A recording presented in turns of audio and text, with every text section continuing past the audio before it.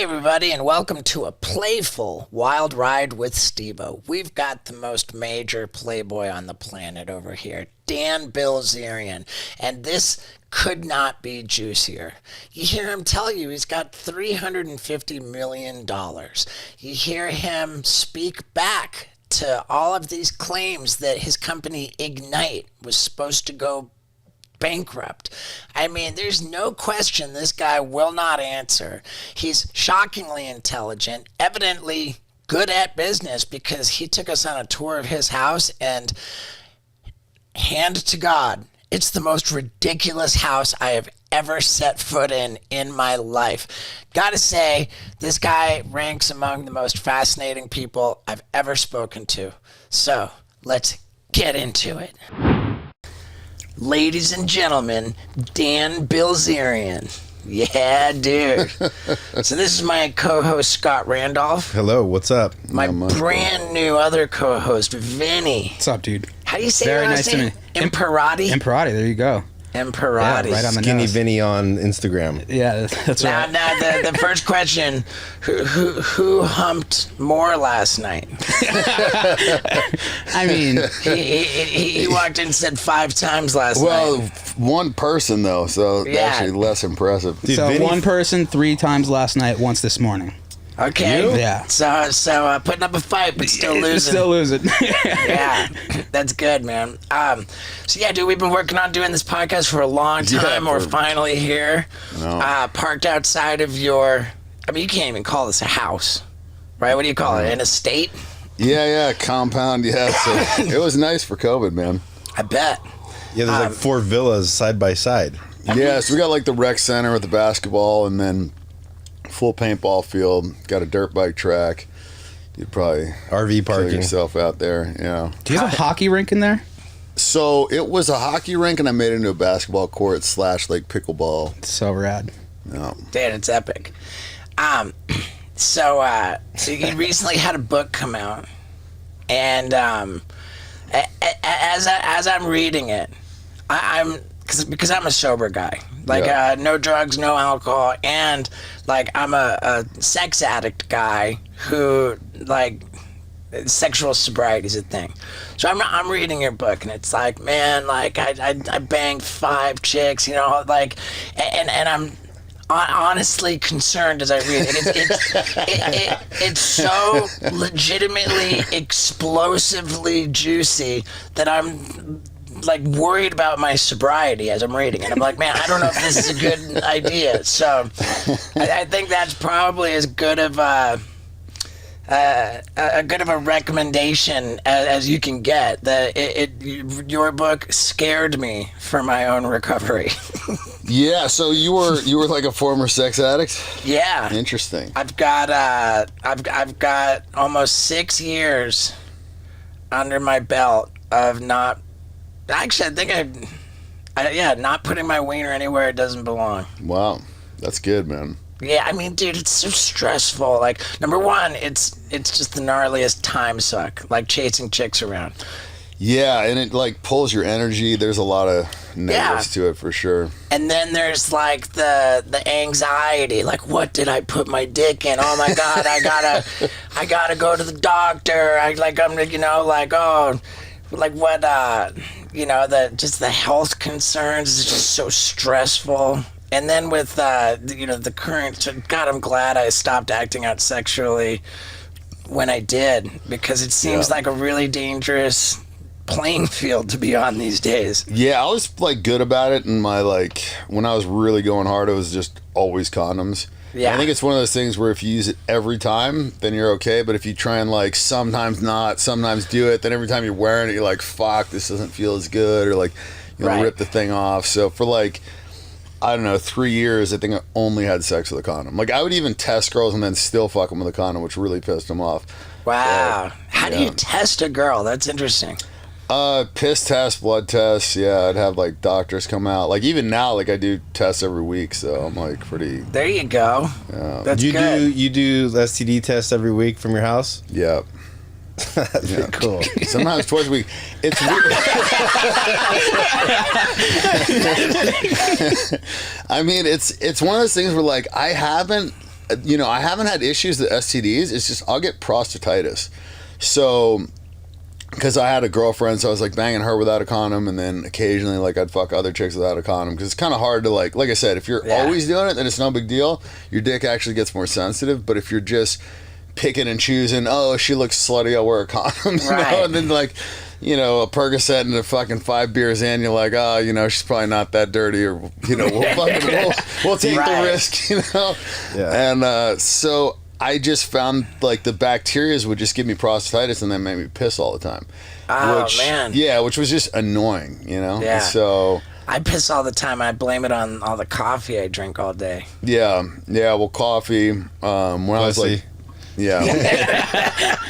Yeah.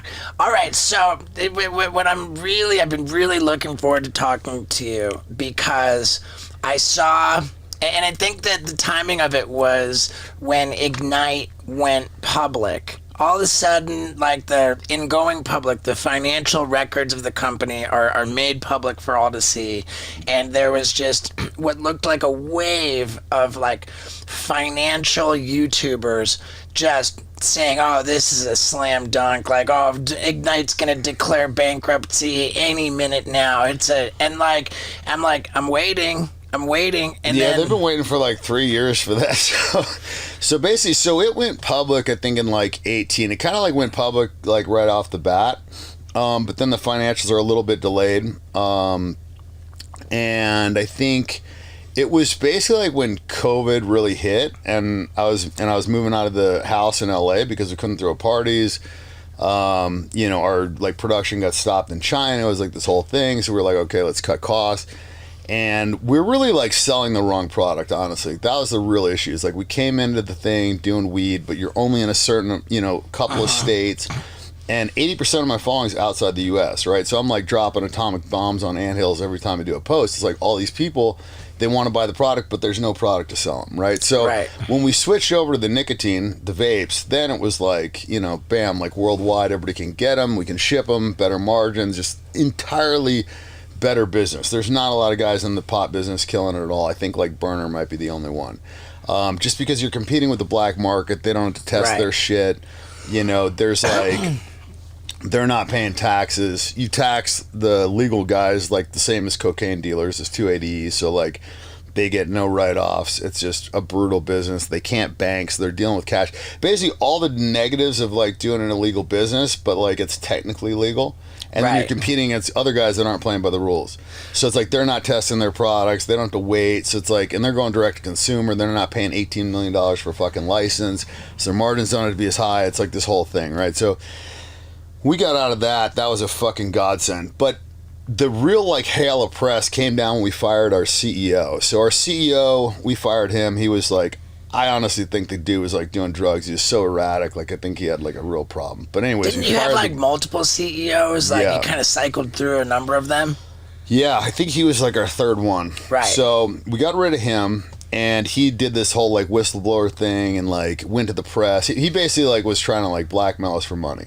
And we're like, fuck you, we're not paying you. He goes to the press, like, they're blowing money, they're doing this, they're doing that. And so the press did some articles, and then all the YouTube guys jumped on that bandwagon. Right. And we like weren't profitable. We had lost like, I think it was like $50 million, which if you think about like the grand scheme of a company, like Uber lost like $5 billion in a quarter. You know what I mean? Right. There's like a lot of like really valuable companies that aren't even profitable. Like Tesla's like not profitable for a long time. Yeah, and Netflix isn't profitable, I think. There's a ton of them. You know? There's a ton of them. So like when you're starting a business and you're building a brand, like many times you're not going to be profitable, especially, we're in the wrong business. So there was like that whole thing, and then like every YouTuber jumped on, and it was just like negative press, and I thought about addressing it, but it was like a weird thing because these YouTube guys that get 1 million views, 2 million views, but every post of mine is getting 40, 50 million fucking views. So it's like, do I want to like shine a big fucking light on these assholes? Right. And I think it would have been different if like CNN did some shit, Right. But it was like these random YouTube kids. So I just chose to like focus on my book and like not really like address it. But then that kind of like sent a wildfire of like, all this like uncontested stuff. And, as like the bad press always does better than the good press. So Yeah, it was crazy. You know, I'm like, worth $350 million. These people are like, he's going broke. He's fleeing the country. I'm just like, what the fuck? Like, I agree completely. I agree completely with that approach. You know, like, silence is the deadliest weapon for sure. But I think that when stuff was going on, you did get pretty quiet on your Instagram. Didn't you not post for a while there? Yeah, so I was writing that book for 2 years, man. Okay. Dude, like, I legitimately wrote the whole fucking thing and did like all but one edit myself. So it was a fucking big project. I just put out my second book. I wrote it with a co-writer, and man, it's the gnarliest amount of work. Yeah, well, I wasn't a reader and I wasn't a fucking writer. So like doing a 500. Well, it started 708 pages. So like doing a book that like reduced to 500 pages is a fucking like big undertaking for a guy that doesn't write. And then doing all your edits like minus one. I did 36 of the 37. So yeah.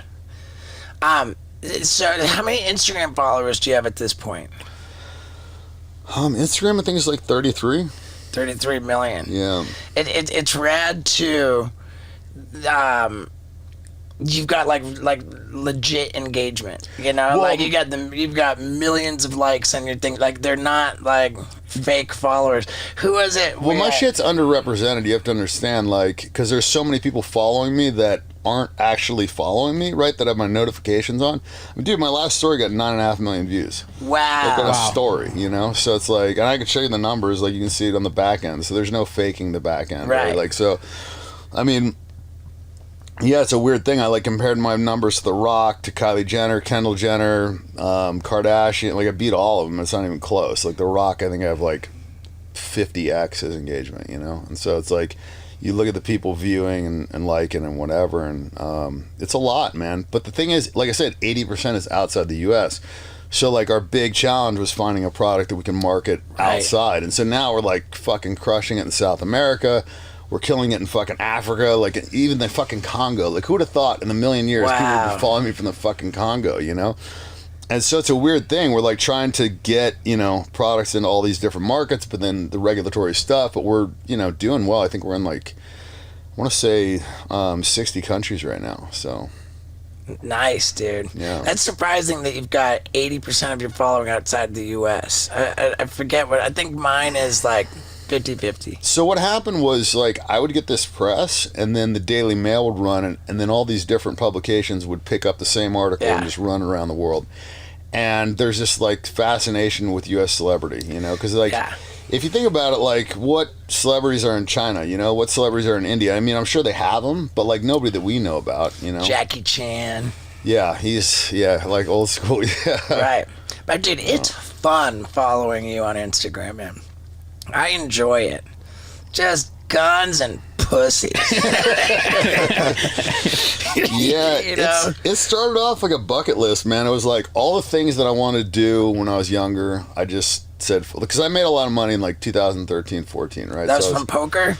Yeah, so I'd like kind of struggled, climbed the ladder, and then I found my niche, which is what I always knew that I was going to find, which was like the fucking super rich billionaire guys. And when I got into those games, it was like fucking wheels came off the wagon, you know, like $10 million wins in a night, $12 million, you know, crazy shit, right? Yeah. And so like it was like grind, like all of a sudden like knock it out of the park. And with less effort, like worse players, less risk, but it was fucking bigger money, you know? It's like still got a risk to win, you know? Like you got to bet $5 million to win $5 million. So it was like, you know, it was a lot of stress, but that always was where I knew I was going to end up. Like I wasn't trying to be like one of these assholes collecting bracelets, playing online, like showing everybody how fucking good I was. I was, you know, wanted to be perceived as a trust fund idiot that didn't know how to play, that got in with all these fucking, you know, like producers and celebrities, and eventually like we were playing so big that the celebrities couldn't afford it, the fucking producers couldn't, you know what I mean? It was like this crazy thing where it's like rare air, you know? Were you in that Molly's game? Yeah, the Molly's game. Yeah, I actually wrote the first chapter of her book. Wow. So yeah, it was funny, man, that movie like so accurately depicted her. Nice. Like it was scary how like spot on it was. But yeah, no, her game was a real thing, and it was like, yeah, I remember that Bradley Ruderman guy came in, he lost like $25 million, and I got a little bit of it. I actually I won 85,000, and I had to write a check for 100 grand to get the 85. and then I think she like, or wait, no, sorry, they gave me a check for 100. I paid her 15,000 in cash for my 85 win. And then when they came after me for the 100. So they came after me for more than I even fucking won. And they didn't just win it from him. It's like a ring game, but he was like one of the losers, so I ended up getting a check from him. I don't even know if I beat him for any money. But so I had to pay that back, and then I had to pay like Nick Cassavetes's money back. I mean, just to put this in perspective, this would be like if somebody fucking robbed the bank and went into a fucking convenience store and bought a candy bar and ate it, and then went and bought a suit and fucking wore it, and then they go back to the fucking tailor and the fucking store owner and like, oh, you should have known this guy fucking got his money illegally, like, give the money back. Right. It's like, no, motherfucker, you know, just like if I had lost in the game, they're not going to give me my money back, you know, so it's like the worst free roll of all time. Right. Yeah. Did you have a character in that movie, or? No, I asked her to like stay out of it. At the time I was like, because I was playing in like 2011 when she was writing this book, and this was before like Instagram, all this shit, and like nobody knew what the fuck I was, and I was kind of like trying to stay under the radar at the time. So yeah. Good, man. Yeah. So talk to us about like the role that your dad has in the company, because everyone's like, oh, this guy, you know, crazy, went to prison, and like, yeah, he started helping out like around about the time we got rid of Curtis, and so yeah, I was like not a guy that ran fucking companies, you know. I was a marketing guy. I was a guy that like understood what people wanted to see, and I could like, you know, figure out like what products were good and, you know, what people would want, but like running a company was not my forte. So yeah, he's been like helping out, and that's been good. I think that's been like one of the reasons why I've been able to like really like turn this thing around, to be honest. I think that you know, in some respects, I look at what you do and compare it to like hip hop, like rappers just being like, you know, extravagant, crazy, you know, like when everybody was like, oh, we got you, like you didn't own that house, you were renting it. Yeah. Like to me, I'm like, that makes perfect fucking sense, you know. I've rented every fucking house I've ever had in my life. You know, like I've never owned a piece of real estate in California in my life. I never wanted to be a resident. Part of it was taxes, part of it was laws. Part of it was I just like didn't want to fucking sink that much dough in, you know, and so it was one of those things. I actually paid $5 million for the option to buy that house, and the plan was to buy that house, but not to like keep it, to flip it, because I thought, you know, we actually got a strike price. I think it was like $60 million for that house. It was listed for like 90, and I figured, you know, we could make this the new fucking Playboy Mansion, but cooler, whatever. And if you remember, the Playboy Mansion sold for like 120 million. It was a shithole.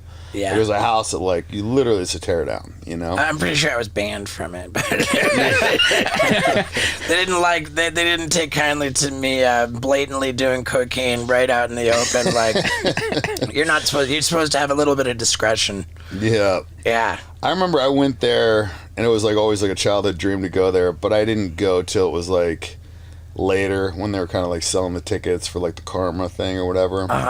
And it was cool, but it wasn't like back in the day, you know? Yeah, I bet.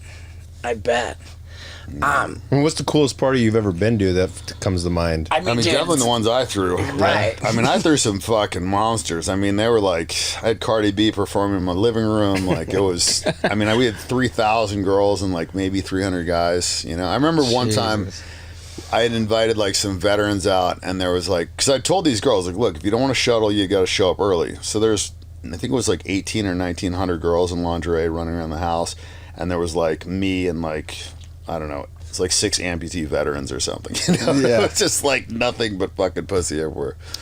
And so like I just always knew, like, when you started a party like that, like with that ratio, like the power could go out, you could run out of liquor. It's like there's no way the party's not going to be good. The fucking singer could not show up.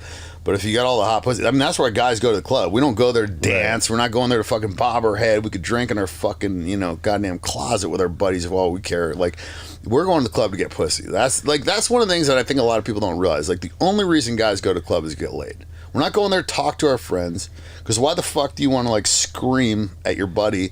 Can't fucking hear anything. Like, nobody goes there other than to get pussy. Like, these girls go there to dance maybe, but like the guys is to get laid. So if you want to throw a good party, you have a bunch of fucking hot girls and you have the ratio right, And I realized that, like, you know, when you have the ratio, right, the girls have to come to you. It's a very different dynamic. And so that's what I always want to create, you know. And I did it, like, on a smaller scale when I was living at Blue Jay. It was, like, Richard Gere's old house. And had, like, 300 girls, you know, 30 guys. And would do these, like, pool parties. And, fuck, man, the girls got aggressive because nobody's paying attention to them. So they're, like, coming to you, you know. Yeah. And it's a very different dynamic when that's happening, you know. How do you get 300 girls? Are you like emptying out a model agency into your house? Promoters, modeling agencies, and then I was also throwing poker games. So I was like hiring a lot of these girls to like do the poker stuff, and these girls are making $3,000 to $5,000 a night. You know, so it's a very like coveted gig. And then they would That's bring what their you're paying friends. them? I wasn't paying them shit. I actually made money off of them. Nice. So we would split the tips 50-50. So it was like I offered them. I'd either pay them $100 an hour or we could split the tips. And what I found was, like, unequivocally, the girls that split the tips would fucking, you know, make a killing because they cared. And the girls that you paid hourly were like, you know, usually they would make more than you paid them, but they weren't as motivated. So then we would just went straight to, like, splitting the tips. But like I said, they're making so much fucking money. Like, the smallest chip we had on the table was, I think, like $500 chips. So, like, the minimum these girls are getting tipped is $500 to get a drink, to fucking, you know, rub somebody's back. It's like, you know, and then these guys are winning, you know, $500,000 pots, and it's like, you know, they feel cheap throwing them anything other than $5,000. So it's like one of these like weird scenarios where these girls would make crazy bread, and yeah, then they would bring their friends, and it was this whole thing. So like, I mean, what the fuck are you gonna do if you're a model? Like, go fucking bust your ass, wear 30 outfits, and shoot for fucking, you know, $400, or are you gonna go like work a poker game for 4 hours and make 5,000? You know, so it's like one of those things where it was like, this was before like the sugar daddy craze, this is before like, you know, OnlyFans, before like the whole ecosystem got ruined, you know. And so like back when like 5,000 was a lot of fucking money to these girls, now it's like,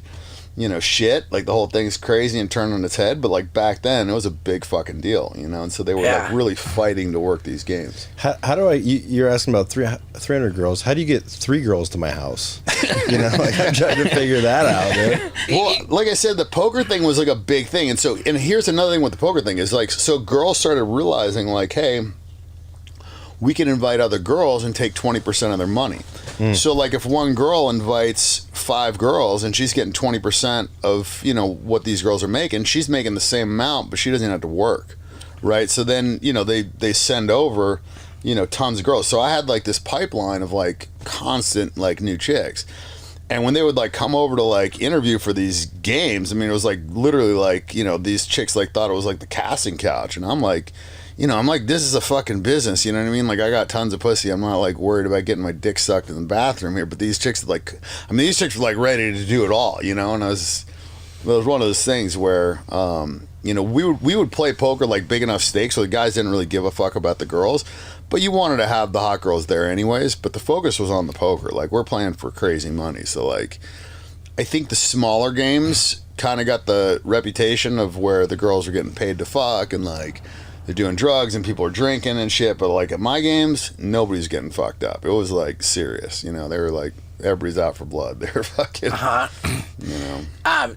Do you have an old OnlyFans?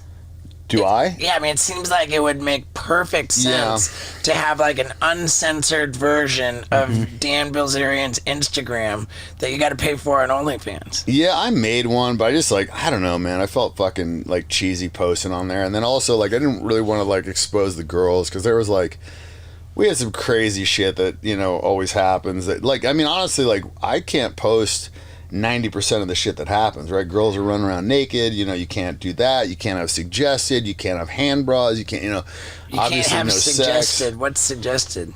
I think like where it looks sex? like, yeah, it looks like something's, even if it, you know, it is happening or it looks like it's happening, you know, like Instagram got pretty serious. Dude, and they TikTok's got really pussified, man. Yeah, they did. And so I think that's one of the reasons why OnlyFans is doing so well. That and, you know, guys are just way lonelier than I ever thought they were. Like, you know, it's a crazy thing, man. Like, I remember when they came to me with this concept of OnlyFans, and I'm like, so you're telling me that the guy's gonna pay to talk to a girl that he's not fucking?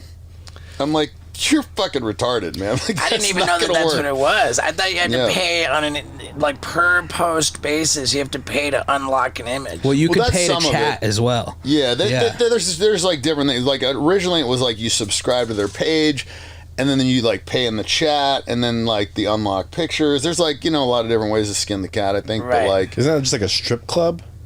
kind of. I mean, it's like a virtual like online. Dude, I think she likes me, dude. And the funny thing is, the really fucking kicker of this whole goddamn deal is most of the fucking people that these guys are talking to are other dudes or fucking old ladies. It's not the chick. Well, I was doing it for Priya. I was texting for Priya. So dudes are dropping 30 grand on this motherfucker. Yeah.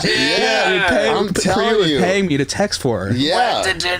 Are you allowed to say that? I don't fucking know. Well, it's too late now. Oh my god! Yeah. That's insane. I would have a template, like a template of like already like phrases that she wanted me to reply with. And like, they'd be sending me dick pics. Did she and, like, have like a whole? So it's like, oh, show me something. You've just got like a little arsenal of pictures of her. Yeah. Yeah. Oh my god! I'm telling you, that's the norm. Like, for you to actually be talking to the chick is very rare. I bet. I mean, back in the day of like the 1-900 call center thing. Yeah, I mean, that kind of shit. That might be chicks, but not the ones in the pictures. Yeah. No. Nowadays, you're probably talking to like an AI bot that's like not even fucking An AI bot. real. Yeah, That's the I'm rubbing- future of it, right? Is they basically like ask the questions, and then you have a bunch of like, their answers to the most commonly asked questions, and then AI bot just answers. 'Cause figure it out. Here's the thing: like when you have 2 million followers or whatever the fuck these girls have, how can you respond to all these people? So it's like they basically pay the agencies like 20-25%, and then those people answer around the clock, and then they just make more money. They're paying out a piece, but they're making more like net at the end of the day because somebody's responding 24/7. Yeah, the margin on that, like, who cares if it's just the volume is fucking insane. That's the thing, and the girls are lazy too, so they'll just like forget to text or like. That was one of the most surprising things to me about the OnlyFans stuff is these girls be making like real money. I mean, like $50,000 a month, $40,000 a month. And they would actually get lazy. To me, it's like if I'm making that kind of bread, I want to make 70. I want to make 80. I want to like, how far can we take this, right? Sure. This is a fucking cash cow, and let's cash in now. These chicks are like, well, I bought my purse, I got my shoes, my sugar daddy's paying my car, like I don't really need to work, so I'm not going to work. Instead of like, let's fucking make all the money while we can, because we literally have a 3-year shelf life before we fucking, are not attractive anymore, or whatever, Right. So it's like, What did and a lot of them don't realize they have to pay taxes on that. Did you ever have an issue with like killing it a lot of money and like the learning curve of like paying the tax man right away, or? I got fucked. So one of the reasons why I'd never got a house in California was because of California taxes. My problem was I made a lot of the fucking poker money in California. So one of the things people don't realize, like if you're in, I don't know, man, Puerto Rico, USVI, I don't know if you're aware of those tax, things. That's why the Paul brothers moved to 100%. Puerto Rico. Yeah, they're paying 4%. Was Like it- literally 4% on all of their shit. So No instead of- representation without taxation, right? So they don't have a governor there because they don't pay taxes, or there's no senator representing them because they don't pay taxes. I don't know what the reason is, but I do know like Puerto Rico's like that. It's U.S. territory. USVI is like that, and they pay 4%. And it's not, and then that's like on cap gains. That's on their income. That's on everything. So it's a mass. My buddy saved $75 million in 1 year. You know what I mean? Just doing it. So it's like, and you don't have to live there the whole year. It's like 6 months or And the majority. 1 day. 6 months in 1 day will do the That's the trick. first, and then the second year, I think it's just more time there than in the U.S. You could spend 4 months in Europe, for the summer, then spend 4 months in a day there, and then 3 months in fucking 29 days, in California, and you're fine. So if you're making a lot of money and you're doing it like online, there's fucking no better shit. But anyways, the point that I'm getting to is like, even if you're in that tax loophole, every dollar that you make in California, you pay California tax. So if you are a fucking like, I don't even know the Texas fucking teams, whatever, Florida teams. Let's say you're a fucking Tampa Bay Buccaneer and you play a game in LA, you pay California taxes on that game and every game that you play. So if you play, wow. yeah, it's fucked up, man. It's like the craziest thing ever. Well, because remember I was looking to move to Nevada, or I was looking to move somewhere just to buy a house, and I've talked to maybe 5 or 6 accountants, and they're like, all your money comes from California, so there's no tax breaks on it. Because I was trying to get creative with it, and some people set up a thing in Wyoming or Delaware. It's like, where do you work? And I'm like, well, all the LLCs are registered in California. And they're like, okay. Man, that's crazy. You ever get into crypto? I gotta believe that you were hip to that. Yeah, so actually, I had a chapter in there about, we sent this kid so they had banned white guys from Macau when they opened the win in Macau for regular gambling. Macau's a country. Off of China. It's a territory of China. Asia, yeah. I went there.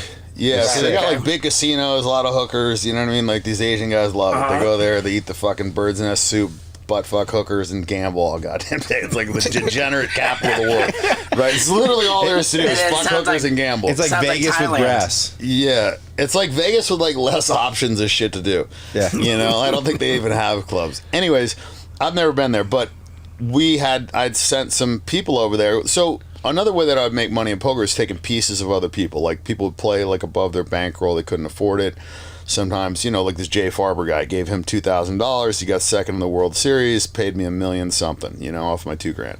So, another guy gave him. That's a great return. Yeah, no, I mean, there's crazy ones. Like one guy gave him $1.25 million to go play this banker guy, and he, won $42 million in one night and sent me $10.5 million or whatever, and 10 and a quarter, whatever. You have to claim that. I mean, how do you?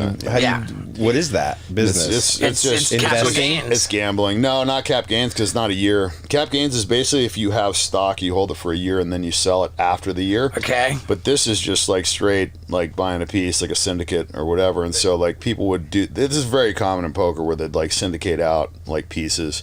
It would be like investing in another entity, assuming they're their own business. Yeah, I mean, it's basically like how Full Tilt Poker got started. So it was Phil Ivey, it was like a conglomerate of like 10 pros that went to play this billionaire guy that was like wanting to play the fucking highest stakes ever. Andy Beal, he wrote a book about it. I think it was called I don't remember, the Billionaire Banker, whatever the fuck it was. Anyways, so these guys were all playing him, and he was actually fucking beating a lot of these pros because he was playing them so big. It was like 1,000, 2,000, like limit poker, where like the minimum bet was $100,000 or something. This was like back before like people were playing crazy stakes like they are now. So like this was like insane money, and it was like making these guys nervous. And he was very aggressive, and he was playing heads up, which is in effect a strategy for heads up. It was Phil Ivey. He was like the only guy that was able to fucking take this dude down. But anyways, when he did take him down, he beat him for like $20 million or some crazy amount. And then they started Full Tilt Poker with that money.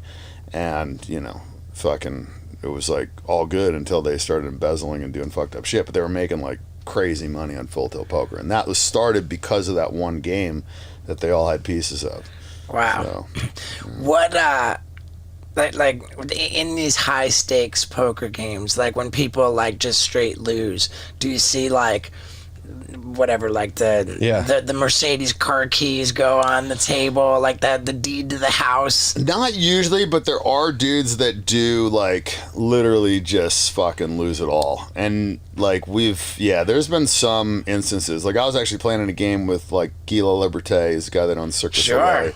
Playing with him at his house in Ibiza, and there was like one guy there that got in like way over his head. And these were games where you could lose like $1 million in a night, And so this guy was like fucking buried like underwater. There's another guy that lost like basically everything. So there are some guys that, it's like any kind of gambling, Right. You can just, if you fucking lose enough, and at these stakes, it's like not that hard.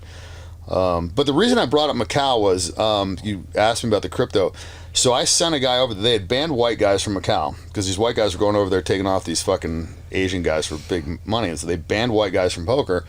So I found an Asian kid that spoke Mandarin that was like a U.S. pro that was like fucking good and solid. Wow. We staked him, sent the money over with him. He went over there and made fucking millions of dollars for us. The only way he could pay us is in fucking crypto. And I remember at the time bitching that I had to pay 5% juice on this Bitcoin. I was like, it's fucking bullshit. I don't want to pay 5%. Like, give me 2.5%. This whole thing. He's like, well, I can come back with cash, and because 5%, on a fucking million is $50,000. It's like not, meaningless money. So I was like trying to negotiate. The guy was like wouldn't budge. Anyways, you could like come back with cash, but I think it was like Chinese. Like it would have been like duffel bags, right? And like, what the fuck are you gonna do with this money?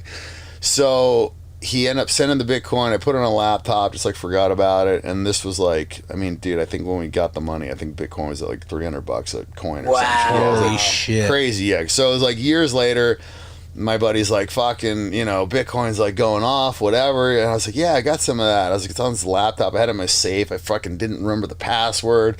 And I was like, come on, it was like fucking a lot of money. Because like Bitcoin had gone way up.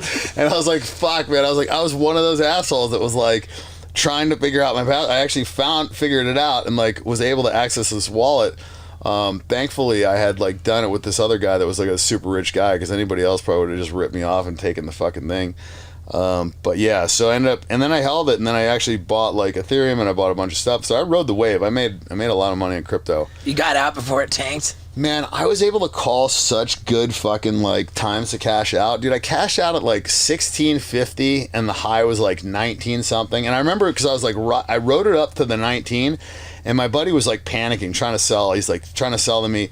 I'm like, bro, I got so much fucking Bitcoin. I don't need any more, but just hold on to it. Don't be a pussy. Like I was giving him this whole speech, and he was a trader. He was a natural gas trader. And never forget to me, he said, if you're not a buyer at 17.7 or whatever the fuck he was trying to sell it to me, he goes, you should be a seller. I thought about that. And he's right, you know, like if you don't want to buy at a certain price, then you should probably be fucking selling, you know, like if you think that it's more likely that it's going to go down than up, or the proportion, whatever. And so I did. And like when it went down to 65, I sold almost all of it and fucking cashed out a shitload of money. And then I actually got back in again and rode it back up. And then I sold it at like, fuck, man, I sold the next one at like 58 or some shit. And like the high was like 60. So I was just, I don't know, man. I was like, I didn't have like a crystal. I mean, and I also made some stupid ones. Like I've held some fucking Ethereum, which is now worth jack shit. And I bought some BNB, but like the big money, I actually cashed out like fucking perfectly well. I was like so lucky. What's your idea on the future of crypto? Man, I mean, it's like, well, you know it's the future, right? Like, I mean, the U.S. I know it's the future. Well, I mean, these guys don't know it's the future. Well, no, I mean, I think They're everybody still writing checks at the fucking grocery market to like. Well, I'm not saying like Bitcoin is the future. I'm saying crypto is the future, and it's unequivocal. Like the U.S. already announced that they're doing their own digital currency. I mean, that's gonna, like, there's no like doubt about it. It's gonna be digital currency eventually. Like, sure, of course. Because the governments that, I mean, they have so many. I'm surprised they haven't done it already, because there's so many reasons why they would do it. A, tracking your money. B, it stops drug dealing. It stops crimes. It's like you can trace shit. You know, there's just so many reasons why. Like, I mean, listen, most all the criminal activity operates with cash, right? Or, you know, maybe like some of the you know. Probably, but isn't crypto like the benefit of it is that it's not regulated? But well, it is now. I think now they've done like basically regulatory statutes on like, and they're treating it, I think, like a securities in the U.S. So I think you have to declare it, and you've got to basically like. But once you do that, then doesn't it defeat the purpose of what it is in the first place? Well, a part of the reason why crypto was appealing was the privacy of it, but the real big thing is that you have instantaneous transfers. Like if you go to do a wire, it's like 3-4 days or something internationally, and then they're gonna ask you a bunch of fucking questions, and then maybe they don't send the wire, or then wires can get kicked back, or like, you know, there's all these fucking things. With crypto, it's like, boom, that shit's gone. Like, it's sent, it's in your wallet, you have it. So it's like, if you're selling a car, you know, you get the crypto, you give them the car keys and the title, and it's done. Like, otherwise, if it's a check, that check could fucking bounce. They could send you a fucking fake wire, and then the wire could kick back. I mean, it's like a whole thing, right? If you go to a different country, you're not losing money on an exchange rate. You could just pay Bitcoin to Bitcoin, and it's like... That's another thing, you know? It's like, and it's like taking money to and from countries, like traveling with your wealth. You know, I mean, the government freezes your fucking accounts all the time. Like, I mean, look at what they did with Tate. They like kicked them off fucking Instagram. They kicked them off like WhatsApp. They shut down all of his fucking banking. They did this all like at the exact same time. So like, you know, there was like a unilateral like fucking like attack on him. They shut down his emails. Like, Yeah, it was and- pretty crazy. I mean, and forget about just like with an individual. Like the American government is very, very touchy about money leaving America. That's why they've got like the FATCA like law with like, you know, any international bank that has American customers, like they're terrified to touch American money. They don't want it. Yeah, no, we've tried to set up like international accounts, and if it's ever in U.S. dollars, it's like this whole fucking thing. Anything in Right. U.S. dollars has to run through a U.S. bank before. Right. And they're basically like IRS agents now, too. So, like, the bank has like this obligation to like check out all their customers, report anything that they deem suspicious. So why would the American government, when they're not okay with money leaving America, be into the idea of crypto where you Because can't they control it. So if it's a U.S. digital currency, they control it, and then they can print more, and then they can fucking, you know, like monitor every single transaction. Like if they want to audit you, they can go through the whole fucking thing, and That everything's on there. sounds exactly like what that would defeat the purpose of Oh crypto. no, right? that's not what we want. Like trust me, Right. that's the worst case scenario of this. So it's like catch-22. Like what people love about crypto, the government doesn't love about crypto, and so what the government's okay with, nobody wants. So it just seems like a non-starter. Well, one of the big reasons why I was like hesitant about like very long-term crypto is because I felt like the government could easily just, you know, abolish this or, you know, make it illegal Right. or whatever under so many different things. Like, oh, this is to fund terrorism.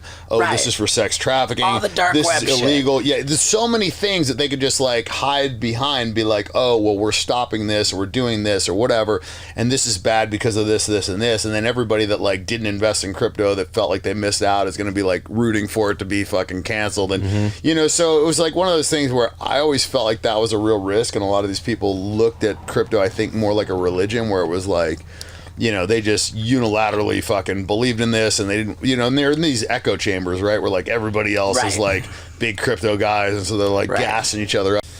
Can you recap the story about the guy's house you went to that had the shark in the pool? Yeah, man, that was this guy Sam McGee, and he was a fucking he was a legend. So he basically he went long gold. I think it was I forget when, but right before he went to LA, and I don't know, he ended up cashing out for around $700 million. That's how the story goes. And he fucking goes to LA, and he's got a degenerative disease where he knows he's gonna die. This guy's got $700 million, and he basically fucking just does everything that a guy that, you know, fucking may not see tomorrow does, right? And so it's like, fucking guy said he was gonna like stock his house in Versace tile. And, you know, we thought he was full of shit. He's like, oh, I ordered it from Italy. It's $4 million. They're like, yeah. Like, sometimes, like, you know, we would just, like, blow off stuff that he would say. But then, sure enough, this stuff came in. And he, like, literally lined his entire house in Versace tile. Even the top of the poker table, right? So, like, the cards are flying off because you want felt. He, like, made things worse, right? Then he goes on a gambling bender, loses a shitload of money, decides the tile's bad luck, has it all ripped out of the fucking house. Anyway, so the guy's capable of whatever, right? So he texts me or calls me, and it's like, I don't know, man, 2 a.m, and I'm like in bed with the chick, and I'm like, I'm not coming over there. He's like, come over, I got you a fucking present. It's fucking amazing, and blah blah blah. I'm like, bro, I'll be over tomorrow. Like, I'm sure, you know, can wait. He's like, no, I can't wait. He's like, come on over, blah blah. I'm like, what is it? He's like, I'm not telling you, it's a secret. And you know, I'd given this guy like Ferraris and fucking Audemars watches and shit. So like when we gave each other gifts, it was pretty significant events. And so I knew it was like something crazy because I was so fucking excited about it. And anyways, I'm like, finally, I'm like, okay, fine. I'm like, baby, get in the car. She's like, I'm not getting in the fucking car. Because she knew, like, when we went over to his house, it was like a black hole. Like, you would go there and, like, maybe, like, you just, like, wouldn't leave for fucking 2 days. But you'd leave a lot richer.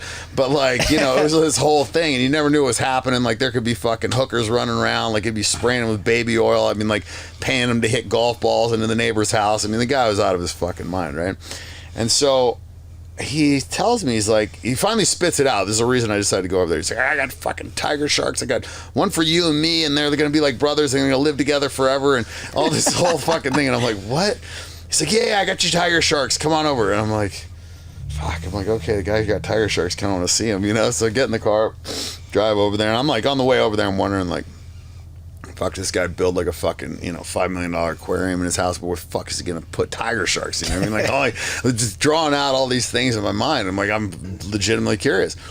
But I know he has them because he says he's got them. And the guy's like, if he says he's got them. So I go over there and he's fucking looking at his pool. He's got 3 fucking like king size tiger sharks fucking in the pool. And there's like fish bones and shit in there. I'm just like, what the fuck? And I go over the shallow and there's like this big fucking shark. And I like kind of like, I don't know, like curious. I like kind of like grab by the tail and like thing doesn't move. And I like grab it again and give it like a fucking jerk. And like blood comes out of the gills. I'm like, bro, like fucking shark is dead, man. Like what the fuck? And he's like, what do you mean? And I'm like, dude, the shark is dead. I'm like, this is a fucking pool. Like, what are you doing? You can't put like tiger sharks in there.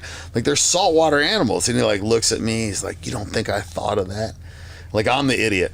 And I'm like, I like look in the bottom of this pool. This fucking guy's throwing like Morton salt shakers. Like he's like throwing all the salt in his house in the pool. He's like so fucked up on blood that he like really believes that he's like turned this into a saltwater pool. So he killed tiger sharks? Yeah, like unknowing, like that's how fucked up this guy was. You like, wanted to hear that story? I wanted to hear the story. Yeah, it was pretty fucked up. And then they were in there for like 2 weeks until like his fucking like just stinking. It was horrible. It was like.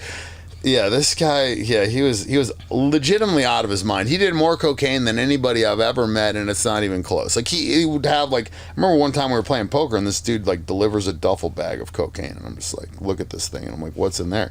It's like, oh, it's a little bit of fucking blow or something, and I, like, open it up. It was, like, fucking just kilos. I mean, this is, like, if somebody would have fucking, like, found this, they'd have been like, this dude's, like, one of the biggest drug dealers in L.A., and it was, like, for personal supply. Like, he didn't sell it. Like, this was just for him. Yeah, I mean, where do people like that, where do people with $700 million, who do they buy blow from? I don't know. I mean, it's like Pablo Escobar, this like fucking guy must have bought it from, because I've never seen this much coke in my life. Like, literally, just like bricks of it.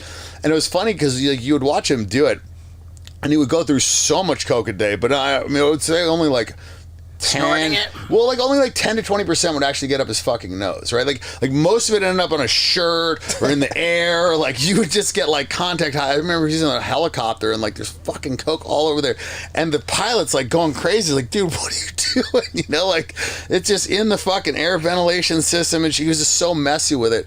But he didn't give a fuck because he had like an endless supply. But the point is that like he would still do more than would like kill a normal person, but like most of it was on his clothes and around the house. Like, and you said this guy was terminally ill? Yeah, he had some like rare autoimmune disease. So he had, I think it was like 8 years to live, or some short period of time. Well, 8 years is the max, but he was like supposed to die in 2 years or something. Wow. And so he was just like hell bent on blowing this money. He lost $82 million gambling 1 year. I mean, that was like how I got in with this guy. I was over at Nick Cassavetti's house, and we were fucking, and I was like losing, and this fucking guy walks in, and I was like down 150,000, which for Nick's game was a lot. Like the buy-in was like 10 grand. And this guy walks in, and Nick's like, oh, like, you know, you could get even tonight. And I'm like, yeah, go fuck yourself.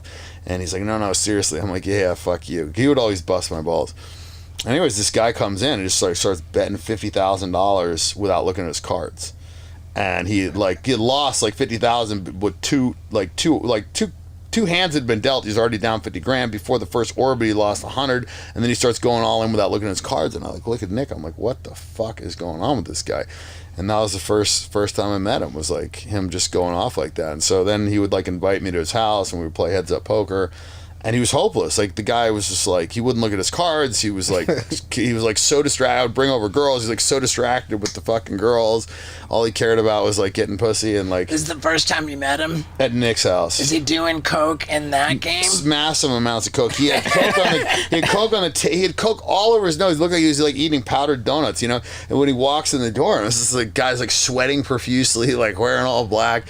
And it was funny that he always wore all black because his coke would show up all over his clothes. Like, anyway, so he actually went to the bathroom, comes back, and he's like fucking rips another one, and he's like playing and whatever. And like Nick's assistant comes over to Nick, and he's like, hey, like, I think there's like, you know, some fucking, you know, dog shit on the floor or whatever. Nick's like, okay, well, fucking clean it up. Like, leave me alone. I'm playing poker. Guy comes back like a few minutes later. I could hear what he's saying to Nick because he's close to me. And he's like, I gotta tell you, like, you know, I think like fucking Sam shit on the floor, you know, and he's like stomped around in it, you know, he's like tracking it through the house, and Nick's like, okay, like go clean it up, and I'm just like sitting there like, this dude took a shit on your floor and he's stomping it through the house, and you're not gonna do anything about it. So I'm like, tell Nick, I'm like, bro, you just let people just shit all over your house, huh? He's like, listen, motherfucker, this dude's down $700,000 in a fucking $10,000 buy-in poker game. He can shit my bed if I want to. If he wants to. Yeah, I'll never forget that. I was like, fair point.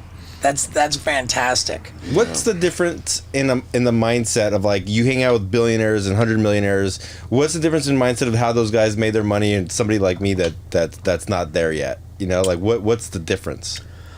I mean, greed probably. You know, like just I mean, in order to get to $1 billion, you have to there's a few factors. Like unless you like hit the lottery or some shit, like you have to really ruthlessness. You have to be super shrewd. You have to really fucking like want like infinite amounts of money. You have to, because I mean most people, they make like a couple $100 million. So like I got, $200-300 million, I got enough. Like I don't need to make no more money. I don't need to work. Like I got more than I can spend. You know what I mean? Like you have to really like want money to become like a billionaire and a billionaire multiple times over, like a lot of these guys. Because to me, it's like when I hit $1 billion, $2 billion, I'm out. Like I'm never gonna work another fucking day of my life. Like I'm not gonna do anything that I don't want to do for money ever. Like ever again. I'm not gonna fucking take meetings. I'm not gonna fucking like network. I'm not gonna fucking do shit. Nothing. Like I'm just gonna live my life and do whatever the fuck I want, which is similar to how I live now, but like occasionally I take meetings, right?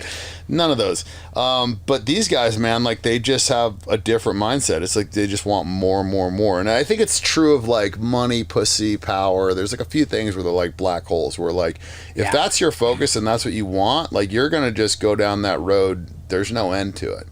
Well, it's like what you said about the OnlyFans. Like, fuck, if I'm making 50,000, I want 70. You know, like I want like it. And you were really speaking Scott's language on that. You know. Yeah. Well, because it's like because it's not hard work. Because there's a lot of people that work 18-hour days and they grind it out. It's like there's got to be a different like.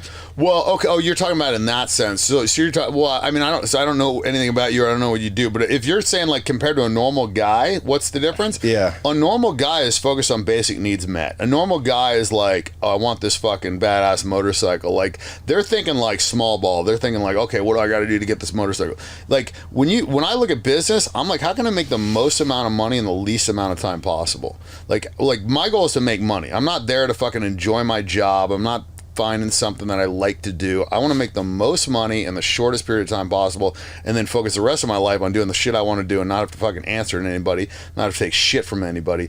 That's my goal with money. So I look at it differently. I've got friends that are like, regular blue collar guys, and they like, they're like, okay, like I want to open this gym because I like working out, and I'm just like, that's not scalable. Like, well, what you're trying to do, like this guy want to build like small houses or like, do the, I'm just like the shit you're trying to do is not scalable. Like you want to focus on a business that you can franchise, you can scale, like something that you can like have a home run, but that you can also make like good money.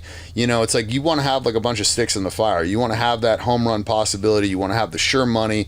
Like I just look at it much more analytical, and a lot of these people are, focused on like putting food on the table and like, it's just a different thought process, and like also you have to have like a strong like ability to take risk. Like a lot of people are not nearly fucking like capable of taking the kind of risk that a lot of these billionaires take. I know billionaires that go broke, and it doesn't surprise me. Like it surprised a lot of people, but it doesn't surprise me because in order to have that mentality of like, I want more, you have to constantly be overreaching. So it's like for these guys, like Andy Beal, I mean, I think the guy lost like $4 billion shorting Tesla or some shit, you know what I mean? Like, and I've seen guys like, and he was almost like considering going all the way. And if he would have gone all the way, I think he might have gone broke. And so it's like, to me, like once you have $1 billion, you should literally never go broke. Like you should, okay, go gamble with 100 million. Like, you want to make more money, fine. Like, take a piece and just like, risk that. But like these guys will risk it all, and sometimes that's why they got where they got is because they're willing to fucking risk it all. Like a buddy of mine, he was worth $500 million. I'm talking to him on the phone. I'm like, just like he had like almost all of his money in this hedge fund, I'm just like, and he was running the hedge fund and he was like taking a lot of risk. He's a natural gas trader. And I'm just like, bro, like stop. Like you're getting a 30% free roll on everybody's money that's in the funds. You still have fucking upside. Like what's the difference in your life quality if you go from 500 million to $1 billion? Not much. Now you can own the yacht or maybe have a bigger yacht. but if you rent it, you're still on the same fucking yacht the same amount of time. Like, your lifestyle doesn't really change that much. But if you you cut in half, or you lose, 400 million, your life changes a little bit. It's like the analogy I give in poker. It's like, if you've got $100 million and some guy in poker says, I'll give you 10 to 1 odds and I'll flip you a quarter for that fucking $100 million. So I'll give you $1 billion if you win, or if you lose, you go broke. You never take that flip. Like, anybody takes that flip's a fucking idiot. And most times in life, you're not getting 10 to 1 odds on your fucking money. So, like, once you get to a certain level of wealth, like, you shouldn't be taking big risks with your money. There's a lot of ways to have possible home runs, with like some seed capital and a startup or whatever, where you're not risking like all your fucking money. So, like, I think a lot of people just think about it wrong, and they take risks unnecessarily. Hustler Academy over here, dude. Seriously. Yeah. Well, it's important, like, because you have to understand, like, the incremental difference between having 700 million and having $1 billion is not much. But, like, or 500 million to 700, it's like your life doesn't change that much. But, like, when you start going the other way, your life starts changing. You start working. I mean, depending on, like, how spread out you are, because a lot of these guys are spread out. Like, I mean, I own a plane. I pay $3 million a year just for my fucking plane, So, like, people have, like, nuts, you know what I mean? Like, there's, like, costs that you have to cover. You got 5 houses. I got 27 staff members. You know what I mean? Floyd's got 360 people on the payroll. So it's like, it depends on like how big your operation is, but like, as you get more wealth and as you get more properties, you have to have people take care of the properties. There's all this shit, right? So like, it scales.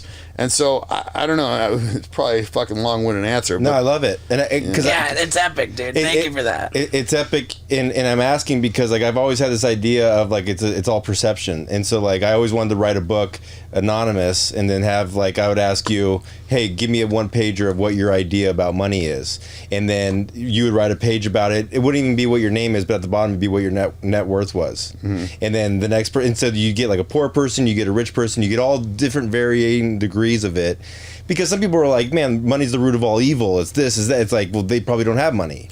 Or is that accurate? I mean, so I've got different theories on that too. I mean, basically the way I look at it is, a lot of people equate money to happiness, and it's not. It's more freedom.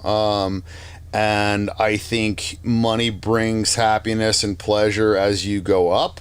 But what people don't understand is, like, once you have basic needs met, you don't get incremental happiness for more money. You do for a short period of time. Like, if you're a $100,000 a year guy and I bump you to 200,000, you're going to be happy. But that's not going to last. You're going to get used to 200,000. I mean, it's stripper mentality, right? Like, a stripper makes $10,000, she spends $10,000, and now all of a sudden her baseline, what she's used to, the baseline doesn't bring you happiness, right? A baseline is 0. You can go up to 10, you can go down to -10, but let's just set that the baseline is 0. Or you want to set a baseline of 5 and the top is 10 and the bottom 0, whatever. The point is, wherever you are in your baseline, that doesn't bring you happiness. My problem is, and a lot of rich people, their baseline is a fucking 10. So, like, there's nothing that I buy that brings me happiness. I bought a Ferrari. I wasn't happy for more than 24 hours. Put 100 miles on the fucking thing in a year and got rid of it. Like, I just didn't care. But when I was younger, that would have brought me to a fucking 10. The difference was my baseline when I was younger was a fucking 3 or a 4. When I was in the military, it's probably a fucking 1. You know what I mean? Like, making $860 a month. So, like, depending on where your baseline is, you have a lot more, leeway to go up. And if you're making $860 a fucking month, you don't really have very far to fucking go down. So the thing is, like, when you get used to a high level of wealth, and now, like, every car that you drive is a, fucking Mercedes or a Rolls or whatever the fuck ever, then like when you go and rent a car from Hertz, it's always a fucking letdown. If like you're staying in a fucking, $30-40 million house, and you go out and you rent a house, it better be a pretty fucking baller house or it's going to be a letdown. Like, when I travel, I got to bring all my staff members, chefs, assistants, fucking all this shit, so that I can like semi-maintain like what I'm accustomed to, or else it's kind of a letdown. Like, so it's, it sounds cool and whatever, but sometimes, like, it's a blessing and a curse. When you're used to this level, then all these things are letdowns. So it's like, that's why I think a lot of like rich people are unhappy, is because like a normal guy look at a rich guy and be like, oh, well, this motherfucker's driving a Lamborghini, he's got the hot bitch, he's, eating the fucking good steak. Like, how could he not be happy? Because to him, if he were to step into those shoes, that would immediately make him happy. But this guy's used to all that shit. So when this guy doesn't get a perfect steak, or his fucking bitch is an 8 instead of a 10, he's like, what the fuck, And so, and most people look at that and be like, oh, that dude's unappreciative, or he, blah, blah, blah, like, But no, he's just used to that shit, and it's like he's had that for so long that's what he's used to, and so I think perception is the big thing. That what I want to do when I become a billionaire is go work at Walmart for 3 months and have like a full reset. Not Walmart, I probably work construction, but like whatever the fuck it is, like $100,000 a year job, basic needs met, but like a massive fucking like change in life. Right? And then you get used to that, just like when I got out of boot camp. Man, I was like happy to go to fucking, Outback Steakhouse. That was a 10 for me. Getting 8 hours of sleep was a motherfucking 10. There's like a lot of things where it was like, after boot camp, man, like basic shit, like somebody not screaming at me all motherfucking day was nice. You know what I mean? Like, so it's all perspective. You get out of a concentration camp, you're gonna be fucking happy about a lot of shit, know? Right. So it's like a lot of these people bitch that their fucking life sucks and this and that, but it's like, it's all relative. Like if you're used to, a shitty life, then a lot of things are going to give you these pleasure spikes. I can't get pleasure spikes anymore. I fuck a hot bitch, it's whatever. You know what I mean? I get a badass car, it's whatever. You know what I mean? Like I eat a great meal, satisfies me, you know what I mean? But I'm like, I'm not getting those pleasure spikes. And for a guy that like has been seeking pleasure for so long, it's kind of shitty. And I compared it in the book. It's like being a drug addict. It's like you take a being a pleasure seeker is like being a drug addict. You take a Percocet, makes you feel good. Now 2 weeks later, you got to take 2 Percocets to get the same feeling. 3 weeks later, you're taking 3, 4, 5, and then eventually you're taking them just to not feel like shit, and you don't get high anymore. Same thing with pleasure. So what gets you high now? Big hands of poker? No, I mean, there's just not a lot. You know what I mean? So really the answer is you got to like focus on happiness and not pleasure, because pleasure is like fleeting, and pleasure is one of those things where it's like, it's a black hole. So what makes you happy? Oh, fuck. Surfing, doing mushrooms, hanging with my friends. You know what I mean? Like this shit that doesn't cost money, to be honest with you. You know, it's kind of funny, but like, the stuff that like you really will get happiness from. I know it's like cliche, but doesn't fucking cost money. I got fucking all the money. You know what I mean? I've done all the shit. Like, you know what I mean? Fucking. But it's, the stuff that doesn't really cost money is the shit that makes me happy. And so. You like surfing? I do. I'm not great at it, but I suck like at it, but I fucking try. I've towed into some 30-footers. Wow. Whoa. Yeah. Where? Really? Kauai. It's funny, man. It was my least liked picture. I like risked my life. I'd never like towed into any bombs before, and the guy that I'm like with, it's like, yeah, fuck yeah, man, it's firing today. Let's go out. He's like, I got a local friend that'll like tow us in. I'm like, what's the danger level on that? He's like, you'll be good, dude. You've been preparing for this your whole life. I'm like, what are you talking about? He's like, you've been wake surfing. He's like, you're good. I'm like, fuck it, let's go. And so we're like driving out there, and the guy Black Bear was his name. He's like, he was talking to me about it. He's like, you've done this before, right? I'm like, no, not really. He's like, what's the biggest wave you surfed? I'm like, I mean, I got like the shit beat out of me on like some 10 or 12 footers, but I didn't really like surf any of them. He's like, so like, what are you doing? I'm like, I don't know. He said this is safe. And the Black Bear looks over at my buddy. He's like, what? He's like, you could get fucking killed. He's like, man, this is like a fucking engine piston. Like, it'll force you down to the bottom, blow your eardrums out. Like, he's like, you can hold your breath for a while, right? I'm like, not really. I'm like, maybe like a minute. He's like, oh, man. He's like, you sure you want to do this? And I'm like, we're like almost there. I'm like, I don't know, should I? He's like, probably not. And my buddy's like, don't be a fucking pussy. He's like, anyways, long story short, I go out and I do this, I surf these fucking waves. It's kind of similar to like wakeboarding, which I had done my whole life because you're strapped in. But you're going like 50 miles an hour. Like you're fucking skipping across the water. And it's not like a smooth lake, right? There's like fucking chop. I mean, it's a goddamn ocean. So I'm like skipping across waves, within the wave at like 50 miles an hour, knowing that if I eat shit, I'm like probably fucking decent chance of dying. And I got, like a few pictures of it and posted it. And it was like my least liked photo ever on Instagram. Right there, yeah. Nobody gives a crap about me Nobody surfing gives a either. fuck, man. I don't care. I'm like in $1 million truck jumping 100 feet. They're like, whatever, man. Big tits. They're smashing the like button. I flew 5 planes in Madagascar, took a photo surfing. It got whatever likes. I take a picture of Steve sleeping on the plane that gets like tens of thousands of likes. It's like, when you like, it's probably setting up like an Instagram. You get an idea for an Instagram photo, and you're like, okay, we're gonna set this up. I never do it, man. I did. I mean, like maybe for Ignite or something, but like, I just try and have my shit just very organic and authentic. I feel like the internet is very good at like seeing through bullshit. Like there have been some stuff like, we did a photo shoot for like Christmas, where I got like 2 chicks and I got a fucking thing. So there's gonna be like some where it's like for something, but 99% of the stuff that I post is just like candid shots of like it's what like, I'm doing. okay, like I happen to be with like 8 super hot chicks on a fucking tank with like a bazooka. So like this is the time to the tank one was definitely a setup shot, but I did rent the tank and I drove over the car and but the picture that I posted was one where I'm just like sitting on the thing and but yeah, man, it was like, for me, I wanted, and I told my camera guy this early on, I'm like, I just want to like do this shit and you capture it. If you don't capture it, like it's gone, you know what I mean? So try and capture it, because we're not going to redo it, we're not going to set up shots, because to me, man, all that shit is just not authentic. I see a lot of guys trying to like copy the shit that I do, and it's like, okay, let's get like 8 models here, and all the girls are looking at the camera, and it's just like, you just know it's a shot that like everybody had to like set up, and it's not cool, like perceived effort is like pretty cool. Well, I mean, if they're fucking them, but not if they're just like paying these bitches to sit around them. So for an Instagram photo, like that's not cool. Like if it's like post orgy, then cool, you know what I mean? But like, I'll give you that. But that's what I'm saying. But authenticity, you know what I mean? Like, and these guys are like posting chicks they're not fucking. Like I'm not posting girls I'm not fucking. You know what I mean? Like, so I mean, like if it's a group photo, I didn't always fuck every chick in the group. But I'm saying like if I'm posting a girl on my Instagram, it's a chick that I'm fucking. Like it's not like integrity. Yeah, exactly. It's like posting a picture of another man's car. Like, you don't do it, So, like, I had, like, rules, of, like, what I was going to do. And I think that's why, like, dude, I mean, I've been doing this shit for, like, 10 years, Like, it's not like...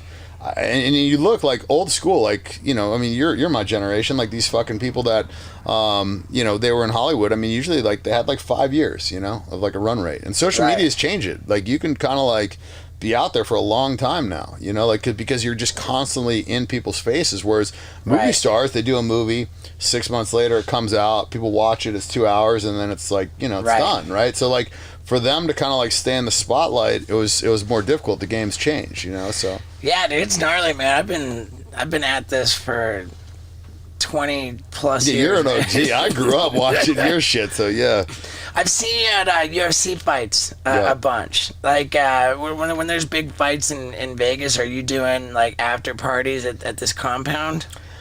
No, man. I mean, definitely not for UFC. I've never done anything for UFC fights. I've always been a fan of the sport. I was doing jiu-jitsu actually before UFC 1 came out. So so I've been kind of like in that whole thing. And I remember when the first one came out. And it's funny, man. I've actually been able to spot stuff like this pretty well. Like I was like, this is gonna be fucking the shit. People are gonna watch this, and everybody's like, no fucking way. And then like I remember when the first Maxim magazine came out, I was like, this is gonna be cool. So like I've been able to spot some stuff pretty good, but UFC was definitely one of them where I was like, Man, I love it. It's like the age-old question, right? Like when we were kids, like who would win in a fight, Batman or Superman? Yeah, you know what I mean? It's like, that's so well put. Yeah, like who's gonna win? The fucking the boxer or the fucking the martial artist? Like nobody knew. Like when we grew up, nobody knew. Nobody knew who the badass was. Nobody knew who really would win. And this actually like showed you who's gonna fucking win. There's a lot of guys that talk shit, a lot of guys that hit mitts and look good on the mitts, but like who's gonna actually win in a fight? Right. All we had was Hulk Hogan Hogan versus Rocky. Yeah, exactly. Like, the bullshit fights, And so this is the real deal, man. And yes, I loved it. I've always been a fan of that sport. Dan, I'm scared of the idea of being at one of your parties, but I also really want to. I can't believe you never came to any. Yeah, in LA. man. Like, and now we're linked up, dude. If you're having a party, man, dude, shoot me a text, man. That'd be killer. Man, I'd hate to fucking throw you off the wagon, but dude, I'm pretty solid. Like, I'll make sure I come with a sober buddy. Yeah, fuck. Yeah, they were I guess that, like, right out of the book, like, do you have a legitimate reason for being there? It's like, yeah, they were debaucherous, man.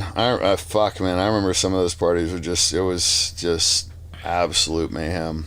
yeah, dude. And it was a cool thing because it was like, I grew up in the whole Playboy era, before they fucking killed it with the fucking one-legged fat chicks trying to be inclusive. Like, I remember when it was like legit, and Hugh Hefner was doing his thing, and it was just always like a dream of mine to go to one of those parties or like be a part of that scene. And I feel like I actually did it, to a higher level, like Sure you did. like fucking he never had 3,000. You know what I mean? Like there was this, and I was adamant about the girls that came to these parties. You know what I mean? Like there was a fucking like strict like cutoff. It was like if a chick was overweight or she was not wearing lingerie. I mean they would just fucking shut them out right at the thing. I mean there was like girls in the driveway like wrapped around the thing like taking off all their fucking clothes because it was a lingerie party. It was like the guys like, give a fuck if you're Emily Ratajkowski, you're not getting in here unless you're in fucking lingerie. So they'd be stripping their clothes off. Gotta have integrity. Yeah, get everyone chicken a dress. It fucks it up. So, for the people listening here, we want to get them on the Ignite fucking train. So, what's the best way to do that? Well, I mean, it's tough, man. Like they're like all of our products are vices, So like I hate to like, and that's kind of why I don't promote as much because like I don't really like to push vices on people. But if you're a vapor, then stop being a pussy and use Ignite. Exactly. Right. So and our tequila is really fucking good too, man. I legitimately like drink our fucking tequila. I'm using the stuff that are my vices, and. Right. And it's good products, man. Like, it took me about 2.5 years to do the tequila. Like, we really did, like, a lot of tasting. And, like, we did blind tastings and shit at the house and stuff, too. So, it was like, my goal is to have, like, a 1942 quality tequila for a fifth of the price. Right. So, we did that. And then, our vapes are good, too, man. Our vapes are really fucking good. We got, I mean, there's a lot of these vape companies coming out now, like, like Elf Bar, for instance. They, like, say that they have 5,000 puffs. That's what I smoke. I smoke Elf Bar, yeah. But they're Yeah, not. it's They're time not. to stop being a pussy. But they're not 5,000 puffs. Like I've taken them apart. Like you can see the juice thing. Like but it's a Chinese company. They lie about the puff count. It's like this whole thing, right? But they're operating with impunity. They're selling stuff in the U.S. It's like totally illegal. I think they actually just got busted now too. For somebody had patented or copyrighted the name Elf Bar and let them just run for 2 or 3 years, make all this fucking money, and now they're entitled to all of it.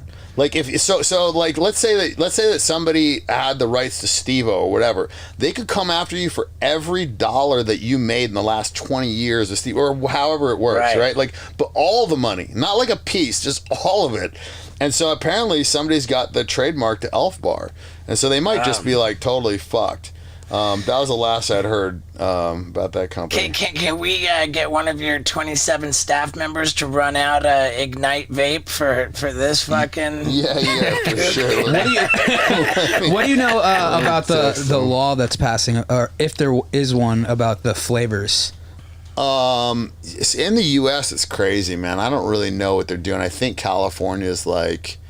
I think they've shut out flavors. Yeah. Some states have. We're honestly, man, we're focusing much more on like outside the U.S. for sure. Yeah. Right. All right. Well, we're gonna get Vinny set up with an Ignite Vape, so he can put down that pussy shit. I want to take a rip. And anything else? We got the Ignite Tequila. If you're gonna drink, don't be a pussy, dude. Drink Ignite Tequila. Yeah, man. I drink it. I'm not a big drinker, but when I do drink, it's right. That's mine. And any other shit that we want to promote for you?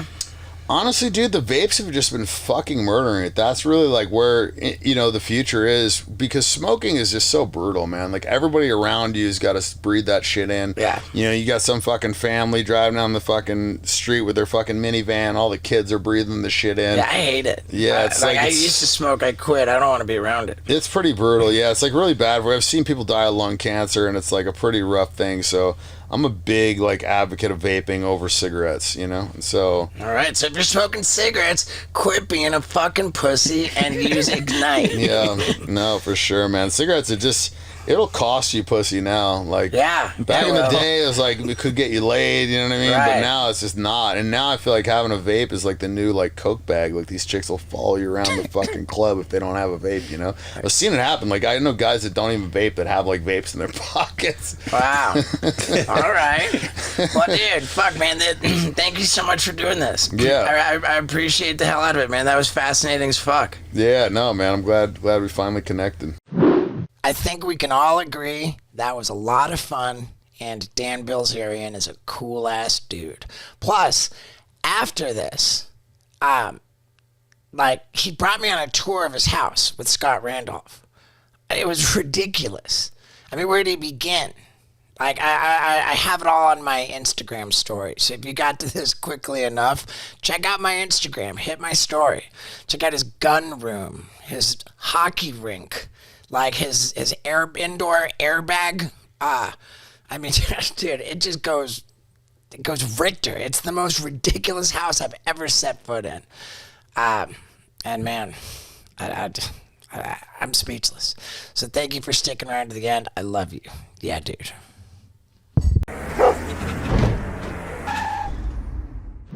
Hey everybody, and welcome to hands down the most engaging wild ride with Steve-O yet.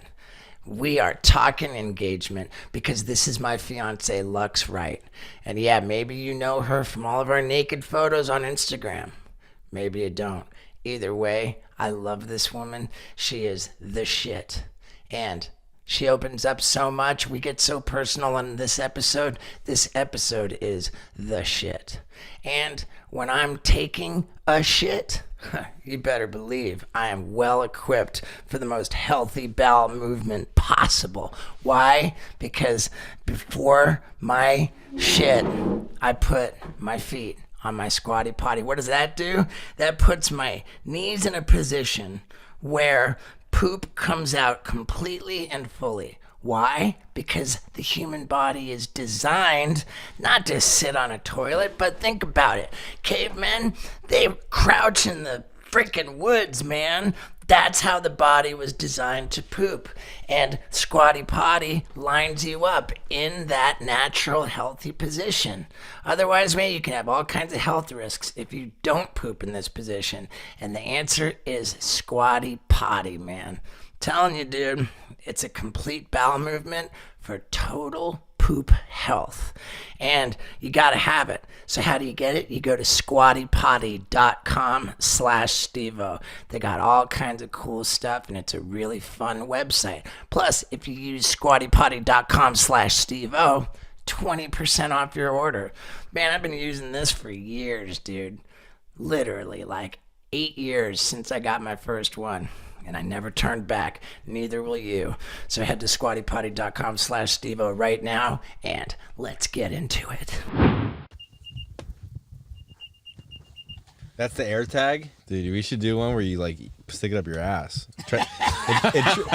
and try to find you, like a hunt. Oh wow, that is funny. Just like you put it up your butt and you just run into the bushes. And it's like dark out or something. Like to put some serious shit up my butt. Run into a cornfield. And we got to like find you like we're geologists tracking Bigfoot. Dude, the Sasquatch suit. And then you like go into the forest like you're fucking Sasquatch. yeah. And we're trying to find you like. Great, because you need like a stunt or something to do while you're Sasquatch. For sure. Right, let's just do this, okay? Are we rolling on all cameras? Yeah. We sure are, Scott. Ladies and gentlemen, Lux Wright. Ooh. Hey, Yeah. baby. Hey, baby. Hi, guys. Hi. Yep. Hello. Paul. Welcome to the Wild Lux. Ride. So far. Yeah, I'm over here. Yeah, thanks. Paul has a great question prepared for you. Okay. That's right off Right the bat. off the bat, Yeah. we're in. So what's your favorite sexual position? Yeah, let's warm up a little. Well, no, I think a lot of people don't know how you and Steve met. I think that's a good start. They got to know that, right? We met on set Yep. on a job. You were there. I was there. Yeah. And then you saw I Steve. didn't know you were there. And what attracted you to Steve? How? Well, it's like obviously his looks are attractive, but I was so impressed with his overall awareness of everything that was going on during the shoot. I mean, everything, and how he handled it, how dedicated he was to filming. It was impressive. What was And the then- shoot? Oh, I'm sorry. She says, I couldn't believe what an attention whore he was. No, not on that level. I mean, like all the departments, like you were just so aware of everything. It was like you were like a dedicated crew member, like, and not just like typical talent on set. Like it was impressive. And so what'd you ask him when you went up to him? Because I don't think I've ever talked about this, but when I remember the first time you guys met. Okay. And then you walked away and Steve's like, is she a dopey? Is she a dopey? He asked Well, me. yeah, Like I mean, what? like, are you a nug? Yeah. Are I was you like, Stoner? No, No. like a dope, Are- good-looking chick. Oh, okay. dopey? Like, are you like? Do you remember saying you that hot? to me? I don't remember saying that. You- I think what I remember is that they had like 3 models like paid to be there to look hot. I think and they were dancers. Yeah. And I was like, dude, they paid these chicks to look hot. Like they're not even as hot as Lux over here. Thanks, babe. And then what? And then you reached out to Steve. She was okay. To be clear, Lux was wearing a ring on her wedding finger. Yeah. Like the marriage I ring. mean, I wear a ring, And but so yeah. I understood that she was taken. And I was You respectful. were being respectful, yeah. Yeah, And but then- I felt like when we had our goodbye, I felt like it was like a very like, it was like, cool, well, it's so nice working with you. And it was very like dragged out. Like we just kept like talking and repeating things like, well, yeah, well, I hope to see you again. Like, okay, cool. So, Have like, a good 5 night. times? And then I was just like, what the heck is happening? Yeah. I just like, I felt like we did have a connection overall in the shoot. Like we kept it professional. But then like a week later, I was just still felt like it was just different. So I was like, I'm going to shoot my shot and just see. And then so- you guys so went on a she date. She slid into Yeah. the DMs. Yeah. And what was the DM? It was just like, hey, it was so great working with you. Like, I I specified what the job was so he would know it was me, just in case he read it. I don't know.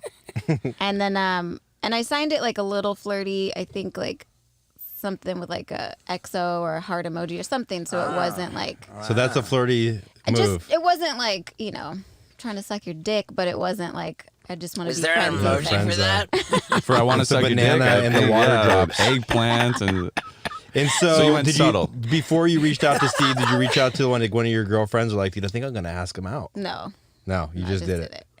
And then where was your first date? Where was it? Yeah. We went to dinner Sun at Cafe. Yeah, Sun Cafe. It was this vegan restaurant on like Ventura Boulevard, and we You had showed up late. Well, I You were showed up on time, but I was on a call with my agent, and so like You I showed up late on the phone. How late? wait, like Maybe- you showed maybe I up, but then was- you maybe sat in I- the parking lot and finished your call. I stood outside of the restaurant, Right. and Did you at least give her like a? no, I didn't even walk in the restaurant until I finished the call. I mean, that's late. You know, walking. Yeah, I was late. The Yeah, I moment was you late. walked in the restaurant is I when walked you in got the there. restaurant late. You're right. Thank you. You're welcome. Yeah. And I don't mind even saying, like, we had a European tour, which was some months before that, and there were lingering. I mean, I guess it was actually like 2 months before that it ended.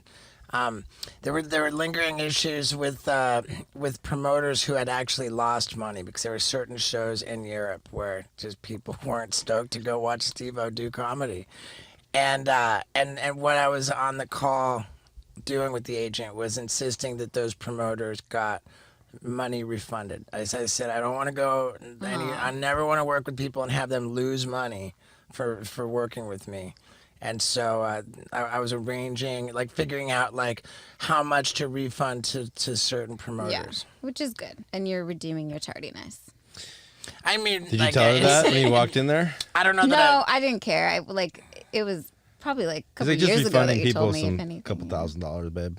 Yeah. It's Hollywood. No, but we had a good dinner. We talked forever. I feel like the waitress came back like 20 times to get our order because we were just talking the whole time. Right. Yeah. And when she got up to go to the bathroom, Oh, God.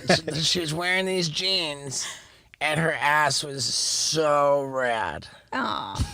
And I that's mean, when you like, knew. unbelievably rad. I even think she was like, oh, okay, now I'm going to, like, That's what you Turn- say. But no. dude, it was insane when She she was like, I'm walked gonna to the seal the bathroom. deal with this walk right now. Let him know. Yeah.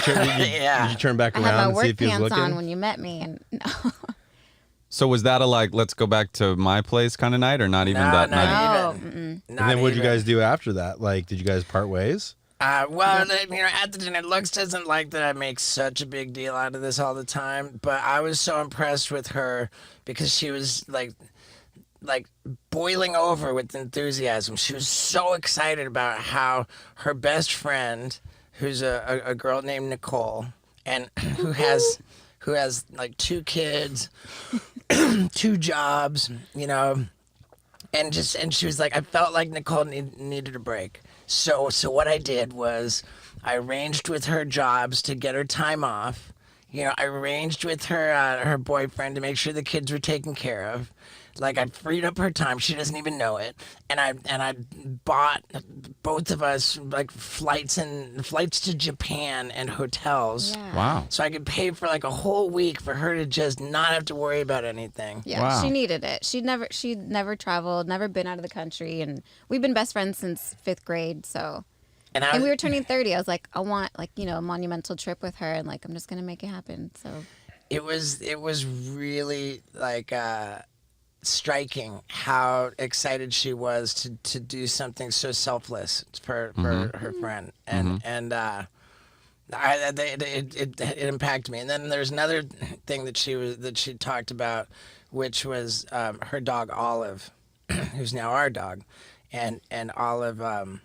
If anybody has seen my bucket list show, Olive, the cum guzzler. Sure. yeah, you're familiar. Yeah.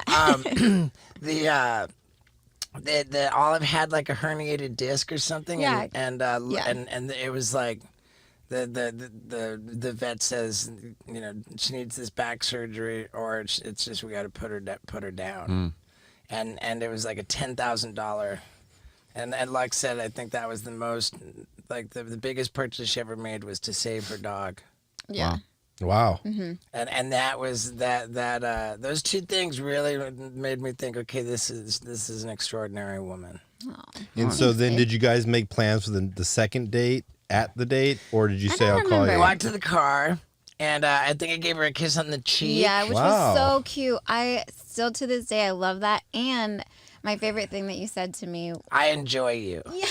You said that? I said I enjoy you. it was so sweet. Yeah, and I said I love enjoy you, and And I love watching you walk away. that. And that ass, girl. yeah, I enjoy you. And, yeah. So Yeah, it was cute. it was pretty rad.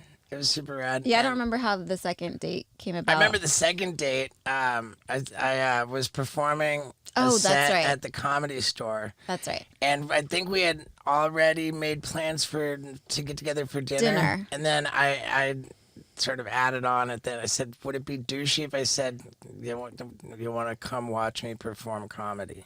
Right. Which wasn't, you handled it so well. It wasn't douchey at all. I loved it. It was cute. And I remember thinking, like, oh my God, like, so the second date was at Hugo's. And we went from Hugo's to the Comedy Store. And as I parked in the Comedy Store, so it was like I'm pulling into this parking spot, and this guy, like, was like, dude, I was about to park there. Like, and then it was just, he was like challenging my masculinity. Yeah, that's our park- second date. Yeah. And then but then the guy has like a girl come over, and I was like, oh, I'll get out the car. Like we're doing it. And I'm like, it's not that big of a deal to me, but common sense dictates to me that it was my parking spot because like I got into it first. I don't care. I was gonna park there, like you did, and then I did. So I'm Right. sorry. I don't know what to tell you. Right. But I don't want to look like a dick, and I also don't want to look like a bitch. Right. So like I Second was date. just so maddened by this, and I was and I Yeah, I could tell you were just like. I was like, this. don't fucking put me in this position when I'm on the second date. That's important to me. And I think I turned to Lux and I was just like, am I crazy or is this ridiculous? Like Right. I am in this spot, so whatever the fuck he's talking about makes no sense. And we agreed that I wasn't crazy. And I think that's what that was very helpful because rather than just knee-jerk react some way, like I kind of checked in with Lux, and we sort of handled it together in a way that made sense. And it was like, and I was like, hey, you know what, dude? I think this is pretty silly, but go ahead. I think I gave him the spot. Yeah, we did. Yeah, because you never want to leave your car because who knows what people will do exactly. to it. That's it's the thing, right? Because it's you're like, like, all oh, right, let's just fuck dip you, out. and then you leave your car and walk away. Yeah. And the next right. thing you know, something happens to it. Yeah. So, but now we joke about it. Like I was totally gonna park there. Yeah. Right. And so then we went into the comedy club and I performed my celebrity cocaine stories. And what'd you think of that, Lux? I don't remember that. That's it. I'm glad you didn't ask me what you performed because I didn't remember, to be honest. Good. And then when was your first kiss? Like about a month after we met. Yeah, we dated for a month. Well, How we many met on dates? January 7th of 2017. Our first kiss was February 5th of 2017. This So guy knows 2 all the days dates. shy of a month after meeting. Wow. How many dates was that? How many dates? I don't know. Might have only been our third date. Wow. You think so? But that feels long, like to wait a whole month. Yeah, Was it's it like unusual for everybody? I feel like I had a checkered guys, past. girls, whatever. right? You So what? you were Oh, you had to check. I had a checkered past. I thought you said I had to check her past, and I was like, wait, I didn't know that. yeah. Team of It takes a people. month for the report to come back. I was like, wait. It's like, yeah, that's green light. Yeah, and, So and you I- were kind of like, I want to do this one right, sort of. Is that how you were approaching big it? time. I had a terrible track record with relationships. I was very candid with Lux about that. Mm-hmm. I very much wanted to kind of stick to a dating plan and do things in a responsible way, and be like honest and transparent. Mm-hmm. And then what was your move? Like, did you brush your hair back and then go out for the kiss? We were watching Super Bowl at a restaurant that we had gone there before, right? Or was that our first time at I that think restaurant? it's probably our first time, but the thing, okay. Oh, it was a Super Bowl day, the first kiss? It was Super Bowl game. We were actually, it was during the Super Bowl. Yeah. I just couldn't stand it. Tom Brady's so hot. He's like, I'm getting hot over here. Yeah. Starting to sweat. Yeah. Like, you turn Yeah, the it air was cute. on. It was all very natural and organic and just, it was cool. Yeah. It was was he a right. good kisser? The difference was on that date. The difference was that we didn't meet at like a restaurant or anything. Like she came over to the house and so I could take her on the hike across Yeah. the street. We went on the hike and then we came back to the house. She went first on the hike. I don't know. You can check out I her got butt you. the whole way. That I don't remember. But we have a guest room in the house, which is like supposed to be a kid's bedroom. Oh, yeah. It's got this like little hidden, like sort of like fort kind of like with this tiny. It's the weirdest little thing. Yeah. But I showed it to Lux, and we crawled into this little kid's kind of fort space. Yeah. That would have been a pretty dope spot for the first kiss. You could have. But She was just but- like waiting around in there. I was like, so what are we doing in here? Wait, at this house? Yeah. Where is that? I'll what do show you you. mean? We'll crawl in there later. All right, me and Scott will go in there. Maybe we'll see what happens. It's a really cool little thing. And yeah, like that would have made sense, but then I think we were like running late for the We kickoff were. of the Super Bowl. Yeah, and you sped like a motherfucker. We got there just in time for kickoff. Was that the first time you've seen him actually drive? Actually, that was an impressive driving moment because it was like, time, we need to get there. And he drove well. And yeah, in retrospect, that's probably the best driving you've ever done. Yeah. Because you're the worst. I'm not a good driver. That's for sure. See, and then we made out with during the Super Bowl, and then we came back to the house, and we made out with each other's peepees. Okay, so same night. Yeah. Went from First, the Wow. lips to the pee-pee. just straight in. The, Yeah. the batter's deck to third base. Yeah, Yeah. knocked it out of the park Yeah. with that one.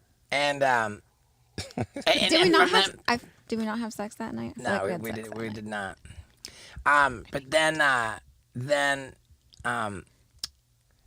after the whole pee sucking ordeal,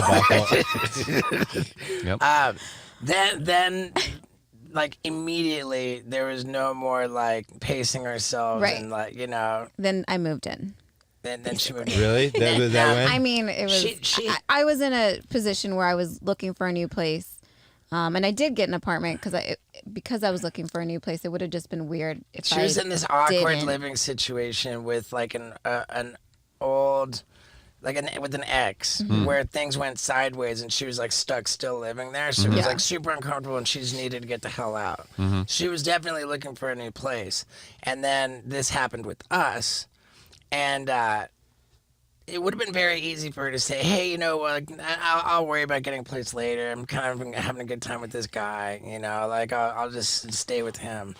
But she was sensitive to. Like not putting like undue pressure on the relationship. Like what if things aren't really going well? Sure. She really wanted her own sovereignty. She wanted her own. So she got this apartment, and we affectionately referred to the apartment as her storage unit. Yeah, I stayed there maybe 4 nights out of the year that I had it. Really? Maybe 4 nights. That's being generous. Yeah. So what? You moved in there, Yeah. and then you met Steve, like all in the same. No, I hadn't even moved in. She found the apartment after we met. Yeah. Oh wow. Yeah. Before our first date, I had just come from like an apartment viewing I was actively trying to move, and yeah, but it was important to me to get an apartment. It just made sense to not put that pressure on the relationship. Which is a good move. And so Yeah. then, where are you originally from? Oceanside and Stockton. 209, baby. 209. 209. Yeah. What ages?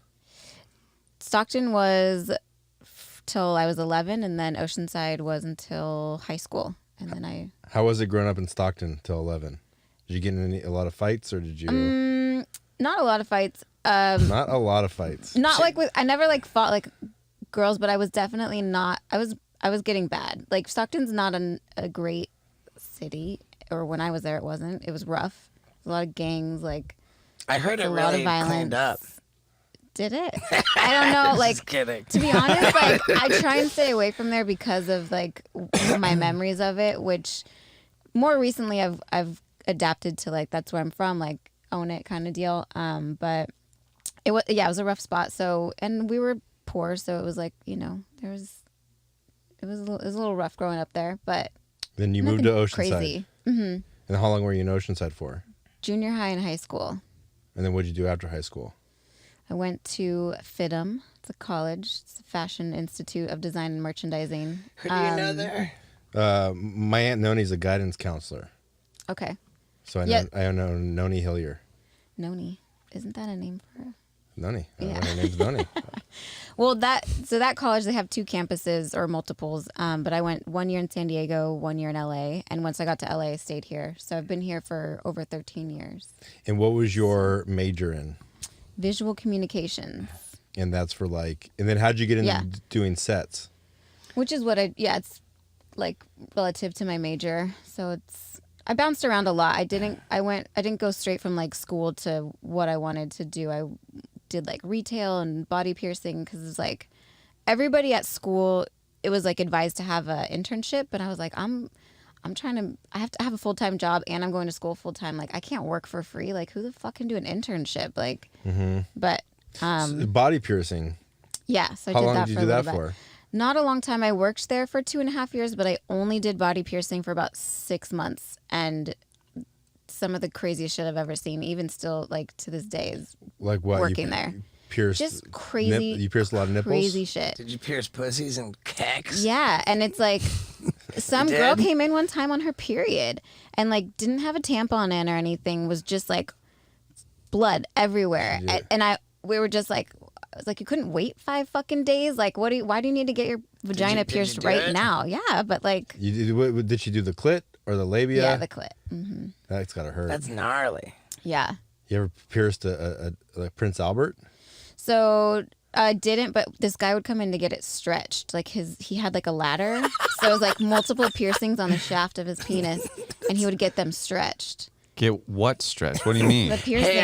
Hey, So that it didn't like heal over? Just give it a tug. Yeah. I'm just here for a He wasn't too stretch. interested in the piercing. Yeah. Just pull on it. You guys do stretching, right? I didn't know there was an Like, put like option. lotion on it. just stretch it. Just stretch it. Stretch it. Stretch it over your wrist. Yeah. He waited till after Wear it for a hours. while. Yeah. Yeah, you only came in at night. Stretch Armstrong over No, here. but Tickle he my had- balls and stretch. he had- It's called a ladder when you get like multiple piercings on the shaft of your penis. So you have like the shaft of your penis, and you have multiple piercings. Okay. And then he would come and get each piercing stretched. Why I still stretched? don't get stretched which way. Like The hole. Back Piercing the hole. Okay, so you piercing kind of hole. gotta like work it a little bit Oh, you mean a with your boner? tongue. Yeah. with your tongue. Yeah. Stretch it up Yeah, and then yeah. stretch it down. So Yeah, crazy shit. was that the weirdest thing that's happened to you? I mean, it was crazy. Like people would pass out. Like this guy came in to get his lips pierced, and he was like in the service or ex-marine or, but he got his first lip pierced, like the first piercing, and then he went to do the second one, and he passed out. And when he came back, he was like in combat, and like my other piercer had to like hold him down, and he was like just not with us. Like you could tell he was like wide-eyed and like ready to fight, and we had to be like, you okay? You're okay. Like you're in Oceanside. Like you just got a piercing. You passed out. You're okay. Like, and then another guy, we thought he fucking died. Like I went, like he was out for so long and turning blue and not breathing. Like I went over to the phone to call 911, and then he finally came to. And when he woke up, he was just puking everywhere. And I was just like, oh my God. We like made him stay at the shop for like 2 hours till he was okay, and like ordered food for him, and just people passing out all the time. Like big Jesus. dudes coming in to get their nipples pierced and just dropping to the ground. And it was crazy. It was a crazy job. Do you have any weird piercings? Not weird, but No, I have my tongue pierced forever, which is probably still open, but I would have to stretch it. So. yeah. But yeah, nothing else too crazy. And My then- belly So button, I've likes- had my belly button pierced since I was 14, and I've Wow. just, yeah, just Is it still pierced? still there. Do you stretch it? Yeah. Every night. So because Lex has this past as a body modification Right. professional, she knows about all of the bloodborne pathogens, all the stuff that you have to learn. Oh, that's why you were so. right. So, All the things that you ignore. Yes, so- exactly. Yeah. Right. So when we were in Orlando, Lux came on a few tour stops that were strung together. And after a show, this kid's like, dude, I brought a tattoo gun, man. Oh, will you tattoo me? And I remember it being late at night. I'm doing a meet and greet for the second time after 2 shows. I'm like, oh. He waited till after the He second waited until, show. and he was polite. He waited until the very end. And I was like, all right, dude, look, it's the last thing I want to do is more work. But I'm going to do this so fast. I'm going to tattoo Yo Mama's name on your butt cheek. And we're going to get it done so fast. I got to get the fuck out of here, but I'm going to tattoo you. So I did. I thought it was kind of funny. And then I come back to the hotel room. I'm like, oh, look, check it out. I gave this kid a tattoo. And I showed her a little Instagram story. Yeah. She says, you tattooed somebody without wearing gloves? Tell it. Yeah, you had, and you're like, it's fine. And I look at your hands, and you have ink all the fuck everywhere underneath your nails, and you had like a I cut think on that's your an thumb. exaggeration. It's not. I don't. You also had a cut on your thumb, and I was just like, well, we're not having sex without a condom for 6 months. I need to get tested. Like, I don't know who this random kid is. Like, give him the benefit of the doubt, but I'm not letting you put it in me without a condom. And She you says, were, we're not having sex without a condom for 6 months. yeah. I'm like, what are you talking about? Yeah, you thought I was the crazy one. We actually boned with a rubber Yeah. for like a month. No. That is You not mean true. that- You got time off for good we went behavior? like 5.5 months. I don't know about fun. We did Yes, not we go. did. You went to Yes, Dr. we Drew. did. Yeah, you get booked that tested. Dr. Drew I appointment went pretty racing quick. to Dr. Drew to get a test. That helped. We went a long And time. I and- remember You're because like, we a had to get condom? like creative. Better go get tested right away. Like, that's worse than AIDS. Yeah, that's worse than the blood. Well, you're also like, you're also like, it's fine, honey. Like he's a former heroin addict. Right? Yeah. Oh my God, that's right. You know? He said Oh that. yeah, no, it was because I remember he He was said like, that. dude, you're a big inspiration to me, man. You helped me get off heroin. Oh, Yeah, my. and then I was like, "Hey, you might want to tell us that before he starts tattooing you." And he was like, dude, it's all good." You, I did. I'm so sure. glad that I'm who I am and made you not. We went for a long time. I want to We say went for a long like 5 time. months, like We 5.5 went, months. we went for a long time. And then there was one night when we were in the hot tub Yeah, we together. were. And it was Things too got a little hot. bit hot. And then what? And it was great We because it was fucked. like, yeah, it was like 6 months of fucking condom sex. And then, And then jacuzzi sex. yeah, exactly. You're like, there's chlorine in here. It'll do something. Yeah. I think we even. Well, Lux, your tolerance for what Steve's does is insane, like Mother or just Teresa over surprising, and especially the pee belly flop that we did the other day. I was like, Yeah. I can't believe That you're. was a lot. I got pushed to a brink that I've never been pushed to ever in my life. And I do, long, crazy physical days at Sure. work, and But it was nuts. Has that your line moved much? Like when you first started dating Steve, you're like, oh, like were you saying like that I could never handle? But then 6 months later, you're like, here we are, like he's shitting on the balcony. I feel like my lines are all over the place. I think the only thing that's shifted is your nudity, because being in an intimate relationship, I wasn't like so stoked that you just had your dick out for certain things, and we worked past that. So my line moved on that. But everything else is kind of situational, I would say. So did your line move on Clone a Willy? And that's No, no. So for the audience, people are looking, I had a Clone a Willy sent to the For me. house. Well, no, this No, was I wanted to sell Steve-O's Right, dick. but Lux had the idea. But I had the idea. I told him that his package was so beautiful that I wanted it, like, basically cloned, like you're saying, like cock and balls. Like I want the whole thing. Like I love Like it a all. mold. I love it all. I want it all. And he's like, no. And then Scott comes up with the idea, to sell autographed Steve-O actual dick. dildos. Dildos. Yeah. And then you're like, oh, that's a great idea. And I'm like, oh my God. Fucking hate you. Did you ever clone it? No. Because you still have that I here. have it just in our kitchen, just hanging out. It's been in the kitchen for like well over a year. Yeah. Which I love that we just have like a dildo thing in the kitchen. Your dad's like, For a what's rainy that? day. Yeah, it's great. So you're not budging on that. We can't sell Steve-O dicks yet. Or ever.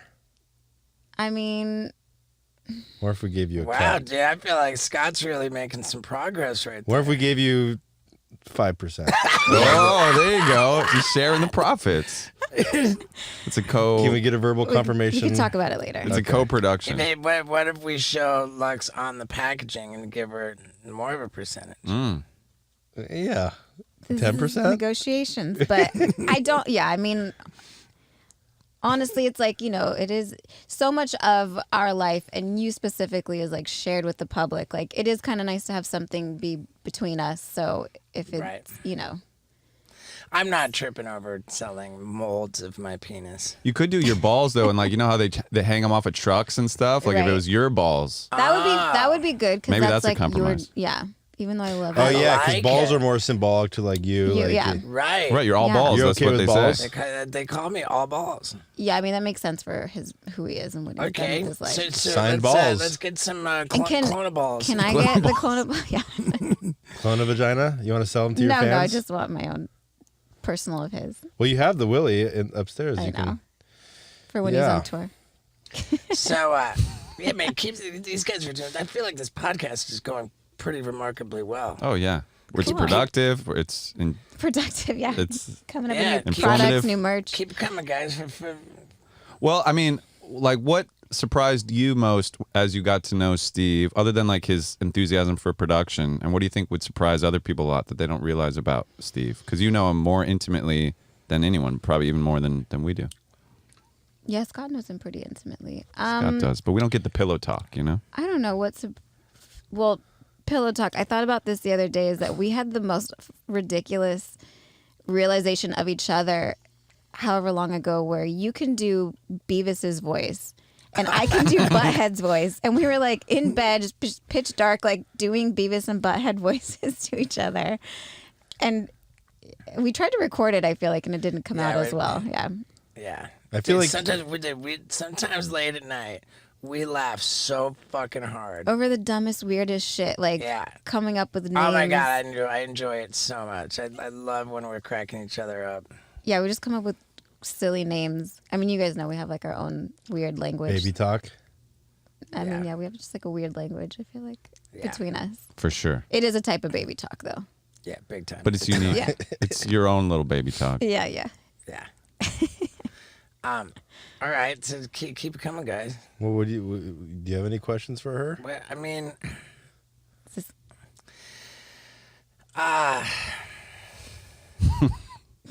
I mean, out of all the, I feel like we've been very nice to me. What are we not? Like? Oh, there we go. Like, I earlier was trying to allude to the fact that you're the worst driver ever. And you I am just skipped the right worst over driver. it. I feel like, fucking Yeah, let's awful. keep going. What feel else? What are the other like- worst traits of Steve? well, I want to focus on the driving for a minute because I feel like it's so. It's problematic. It's- when I'm driving, It like, is. Yeah. when I first started working with Steve, he drove us to the airport. I almost threw up every single time we Right. drove to the Of airport. stress? And of nauseousness and stress. And then Stress. he was It's so like, stressful he was like, when you he drives. drive. So then I drove, and then he's losing his mind. Over The fact, nothing. no, he's losing his mind. The fact that the crosswalk, I went this far into the crosswalk, and because he got a red light ticket for doing something like that, if you go this far into the crosswalk, then technically you ran a red light. he will lose his fucking shit. See, that's I mean, weird. not That, about lose my shit. I'd lose my shit on a lot of things. Dude, that's bizarre that you even know that because I was so like observing you drive and being with you driving. I'm like, he's just so bad. And then I realized at one point you stopped to like get into a parallel spot, and you stopped. And we're on like Melrose, like a really busy street, and like everybody's just like, "What the fuck?" And then he turns his blinker on, like, "Oh, I want this spot," and everybody starts honking. No, and I'm no, like, I never turn on my blinker. But the point was that you were like, You you, gotta tell- put you on your. tell me you- that. I'm like, you got to put on your blinker. It's like your communicator to the other cars around you. Like, you got to give them the heads up, and then you brake. And you're like to But I'm parallel not turning. park. But I'm not turning. Yeah. So you're like to parallel park. I'm like, yes. how did you get your driver's license? Let's start from the Did you beginning. pass? Did you fail any tests? I failed my written test when I first I came to California. I took the written test, and it just wasn't in the cards for me to drive. So, But you did it. But you got the Well, yeah. right, I license. mean, like, here's my driving history. Never even learned how to drive, period, until I was about to turn 20 years old. Picked up the car on my 20th birthday. Got a DUI. Got a DUI within 6 Oh, months. shit. Wow. And then I didn't have my license because I got the DUI. Got my license back. Got DUI number 2 within 1 month of getting my license back. Now I'm still only 21 years old, and I've been driving since I was 20. And then, What state was this? and I was living out of this car that I got my second DUI in Florida. Florida. Okay. And I was living out of the car. I got 2 DUIs. The fucking tags are expired. It was just all bad news. Ended up moving out to I couldn't afford my probation. I couldn't afford my DUI class. All that shit that comes with it. I just couldn't afford it. I was homeless, living out of a car. Then these guys stole the car, which was a blessing. I moved to Albuquerque. I was like, none of my legal troubles will follow me to New Mexico because they're not felonies. So I lived with my sister in Albuquerque and just did not drive for 2.5 years. And then, it was years later I got another car. That's when I drove to California. Yeah, but I feel like those problems, they just disappeared. When I went back to Florida, still has I outstanding. addressed them. I addressed Oh, them. okay. And whatever. Like then when I moved to California, I find the You have to take a driving test to get a license. And that's what I think is what I learned You at that should moment do with the that. parallel parking. I was like, oh, he just doesn't know certain things. Like, you just don't know Dude, certain rules of the road. Like, we'll be on the freeway and it's like we're in the like lane that's about to exit, and then he's like, oh, he like sees the exits coming. All of a sudden, we're like 5 feet away from it, and then he wants to get over, and I'm like, the lines in the road thicken up to let you know that this lane's gonna exit. And he was like, oh, how about that? we Doesn't know. did you guys know that? we pulled into a Rite Aid. We went into the driveway. The door to the Rite Aid was right to the right. He stopped on the sidewalk and the driveway, got out of the car, and went into the Rite Aid. And I'm sitting in the passenger seat like, a car got in an accident behind me, or like something happened to this car. The two cars behind me were screaming at each other because they couldn't go anywhere. Oh my The God. guy comes over and is trying to fight me, and I'm in the passenger seat like, I don't even know.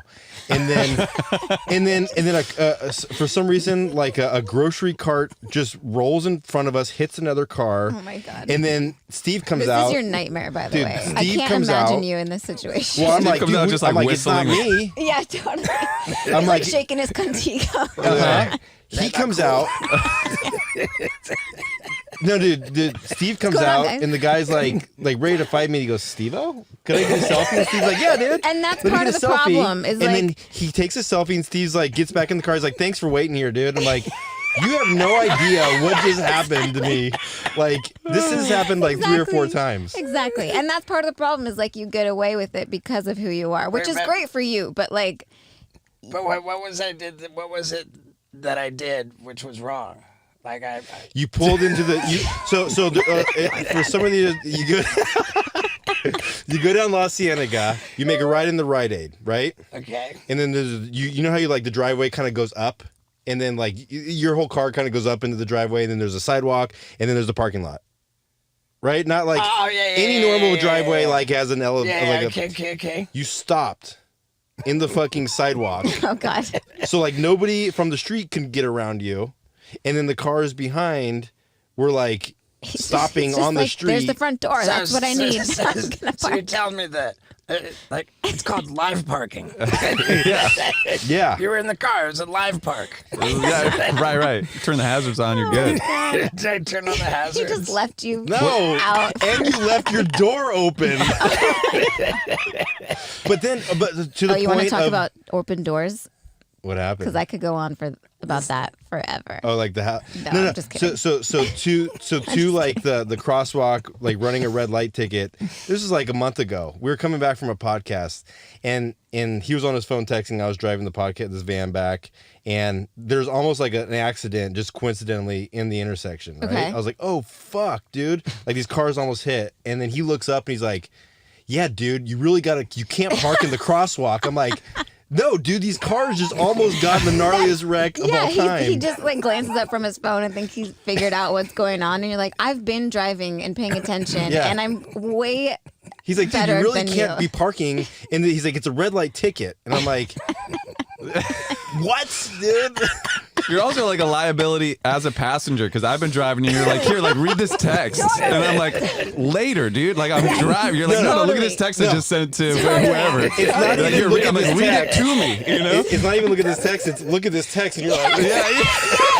and it's like so in your face that like you can't read it. You're like, Always with the phone so close. I'm just like, I'm like, dude. read it to me. Dictate it. Exactly. And like that was thank after we you had just guys. watched like a gnarly accident too. Remember coming back from Albuquerque or whatever, we saw like shoes fly. Oh yeah. And then we're Oh, driving away from shit. that. You're like, anyway, like read this text I just wrote. I'm like, really? You saw that happen? yeah, we were That's like, if we would have crazy. been 10 cars ahead, we would have either hit this person or like they could have. I think someone got hit on a motorcycle and then like flew in front of other cars, and then other cars hit those cars. It was pretty gnarly. Yeah, that's scary. You ever been arrested, Lux? No, I haven't. Haven't? I have not been arrested. All right, so what else about Steve that you had takes getting some used to? Takes getting some used to. That's such a nice way to put it. Well, something that's interesting is I did have a motorcycle when we met, and Steve was uncomfortable with me riding around which makes sense. It's dangerous. It's the most dangerous shit ever. Yeah, and especially in LA, it's like driving in general is dangerous. Like, so I got rid of my motorcycle, and I think a lot of people would find that surprising that he is uncomfortable in motorcycles, roller coasters, which I love both. Dude, we were driving from Oregon in his old van, Roxy. And we were on like the highway, and I was going like 65, and we were turning a corner. Okay. And he's like, ah. Yeah. And I'm like, yeah. what? And he's like, ah. And I'm like, what are you doing? He's like, And did he bring his knees up? Yeah. He was like, ah. And he's like, oh, it's just freaking me out. I'm like, what's freaking you out? He's like, dude, I'm like, am I driving too fast? He's like, no. And he's just like, it just looks like it's too crazy going around this turn in the car. And I'm like, oh, that's interesting. Like, it's similar to a roller coaster, right? Be the maybe, effect. I don't know. I thought that was interesting. Yeah. So something else that we've talked about that I had to get used to is, I'm obviously not famous. So being with a famous person, like, he gets so much attention everywhere we go. And it was an adjustment for me to not get attention. Like, What, being like a hot chick? I respect that so much. And Lux was just like, hey, like, I'm a hot chick. And no, I didn't say that specifically. Well, right. But yeah, Have you seen this ass, honey? No. I'm a 10. Well, I mean, like I know the amount of attention I get going out, and then it's like significantly decreased since I've been with you, and it was an adjustment. Like, right. It was. It's totally true. She didn't say I'm a hot chick. Yeah. However she put it was thoroughly appropriate, and it was so candid and intimate to say, like, hey, like, it's a thing. Like, being used to getting a lot of attention as an attractive woman, and then all of a sudden you're with this guy who just sucks all of the attention out of the room. Like, it was tough for me. And I was like, wow, like, I respect you so much for saying that. And, just... yeah, it was an adjustment, but it was in the beginning deal, but now it's good. But yeah, that was something. Do you get more attention from dudes before or after being with Steve-O? Like, dudes hit on you now, but like... Before. Before? Yeah. But what about since you got your titties? Oh. Yeah, it's a new kind of... That's it, my buddy It's a new kind of world of getting hit on, and it's even because creepier. of titties? Yeah. My buddy Kebo I was like, yeah, Lux wants to get fake tits. And he was like, oh, dude, don't let her do that. And I was like, what? And he was like, man, that's all I've ever heard about, man. When a guy's chick gets fake tits, then it ruins the relationship, because now all of a sudden she gets so much attention from other dudes, and then if you let her get fake tits, you're going to lose her. And I was like, wow. Yeah, we're not worried You're like, about if I don't let her get fake tits, she's not going to let me get fake tits. Yeah. Right. Yeah. Is Steve a good lover? Is he a gentle lover? Is he a selfish lover? No, he's a good lover. He's a giver? Yeah, he is. We bicker over who gets to give oral sex. Yeah. Really? Yeah. Like, no. Yeah. We Which is nice. we call it we call the act of receiving we call the act of giving oral sex a receiving treatment. a treatment. Because when I came back from Peru with Wendy on the trip, and I don't know if people know this, but Paul Brisky, we met in Peru Yeah. on the Ultimate Expedition mountain climbing thing, and that whole expedition was just sun-baked, lips cracked, like the gnarliest exposure Extreme. to the elements ever. Yeah. I come home from that trip and my lips are just, I looked gnarly. Yeah. And I was like, babe, my lips are like, and she's like, whenever I was like, I need to eat your pussy. Yeah. To heal it. Some Heal moisture. my lips. Yeah. Yeah. Like, and I needed treatment. Yeah. And I just ate her box until my lips were better. And ever since then, And it it's like, works. I needed treatment, which means I need to go down on you. Yeah. She says, no, but I want a treatment. Yeah. And full then treatment. there's a treatment, and then there's a complete treatment. Full works. treatment. Which is what? Maybe it means Finish. Finger up the butt. No, you finish. No, just you all finish, the way. You finish your partner. Yeah. Got it. Yeah, I just thought that came with the package. That's a combo. I mean, you can have a treatment. That's combo which is, A. There's a treatment that's just warm up for Sure. intercourse. Foreplay. Intersex. It was that you dress up like a And then girl. there's a complete treatment, Right. which is like to the finish line. Wow, Yeah. it's like booking a spa almost. Like, okay, we'll put you down for Exactly. the complete treatment. Yeah. Yeah, exactly. Hi, Finger up the Stephen butt, Glover. and, Welcome. we're good. And we play on that too. I mean, I think people would expect Steve to like be into some freaky, weird sex because he's a dude who's like he'll show you his butthole Right. to a crowd of 80,000 people. ICP. And it's So opposite. like when he's It's- getting intimate, It's opposite. Well, is there anything that you want to do that he doesn't want to do that's too like exploratory in the bedroom? She's been like popping up in some pretty rad costumes lately. oh, Yeah. Oh, you guys That's fun. dress up? That's your thing? I do. I yeah. mean, she'll just surprise me. She had this one He's like, fucking huh? thing. That she pops out of the closet and she's wearing like nothing but electrical tape. It looks like. oh. Yeah, and I loved how you're like, that's a very elaborate way to not have clothes on. Like you're still not dressed, but you like have all these straps everywhere. It It's looked fun. like electrical tape, and it was dope, you know. Yeah. And then she had this other one, this other outfit that she popped out. What's the secret to keeping the? Because you guys have been together for a while, like just keeping the Going on 5 years. Yeah. 5 years, and you guys, seem like you still have sex like rabbits. Because I've heard you in Waco, have? Texas. I heard Steve Well, you heard giggling. us- yeah. And I was like, Yeah, you're like, oh, what kind of giggling. stuff We are were they into? very quiet. I feel like So you heard did have us, sex that night? I heard. Yeah, you probably heard us like before or after, but But Steve was just like, and he was laughing like Beavis. Beavis, during- yeah. But wait, I feel like Steve, you avoided Scott's question. Was there anything that Lux wants to do that you're like, whoa, that's a little too Oh, is freaky there for me? anything that I mean, I don't know. Lux wants to be more experimental, and she's like, just tell me like what. Like what crazy shit. She's like, I'll dress up like whatever. Like, let's fucking. right. And also in the beginning of our relationship, I let you know that I also like women, and I was like, so you know that, and you're like, no, I'm not into that. I don't think that there's anything remotely healthy about threesomes in a committed relationship. How many girls have you dated in the past? I don't know. Define date. You mean like how many pussies have you? My number, yeah, my number between men and women is pretty equal. I think Steve pushed it over to have more for the men with Steve, but it's pretty neck and neck with men and women. So like 150 and 150. I'm pretty just straight on bisexual. Yeah, You still find women attractive? yeah, of course. I Who's find your- women more attractive than I do men. Like for me to find a male attractive, they have to be like just something about them, or like really fucking good looking, or like great. Like it has to be most guys that girls are like, oh, he's so hot. I'm like, I don't see it. What's your type of woman? I mean, I've been all over the spectrum of like looks. You so- like big boobs, small boobs, big butt, small butt, skinny? any of that. I like pretty girls with like style. Who's your celebrity crush? A girl.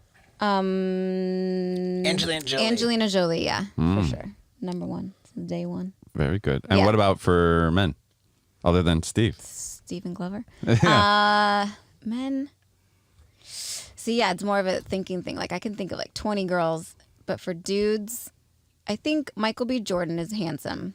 I think he's pretty hot. Okay. I mean, he's like epic. Okay, yeah. See, exactly. like- That's what I mean. Like, You know, if I was gay, dude, you know who I'd go after? yeah, a let's celebrity? hear it. Who? I think Shia LaBeouf.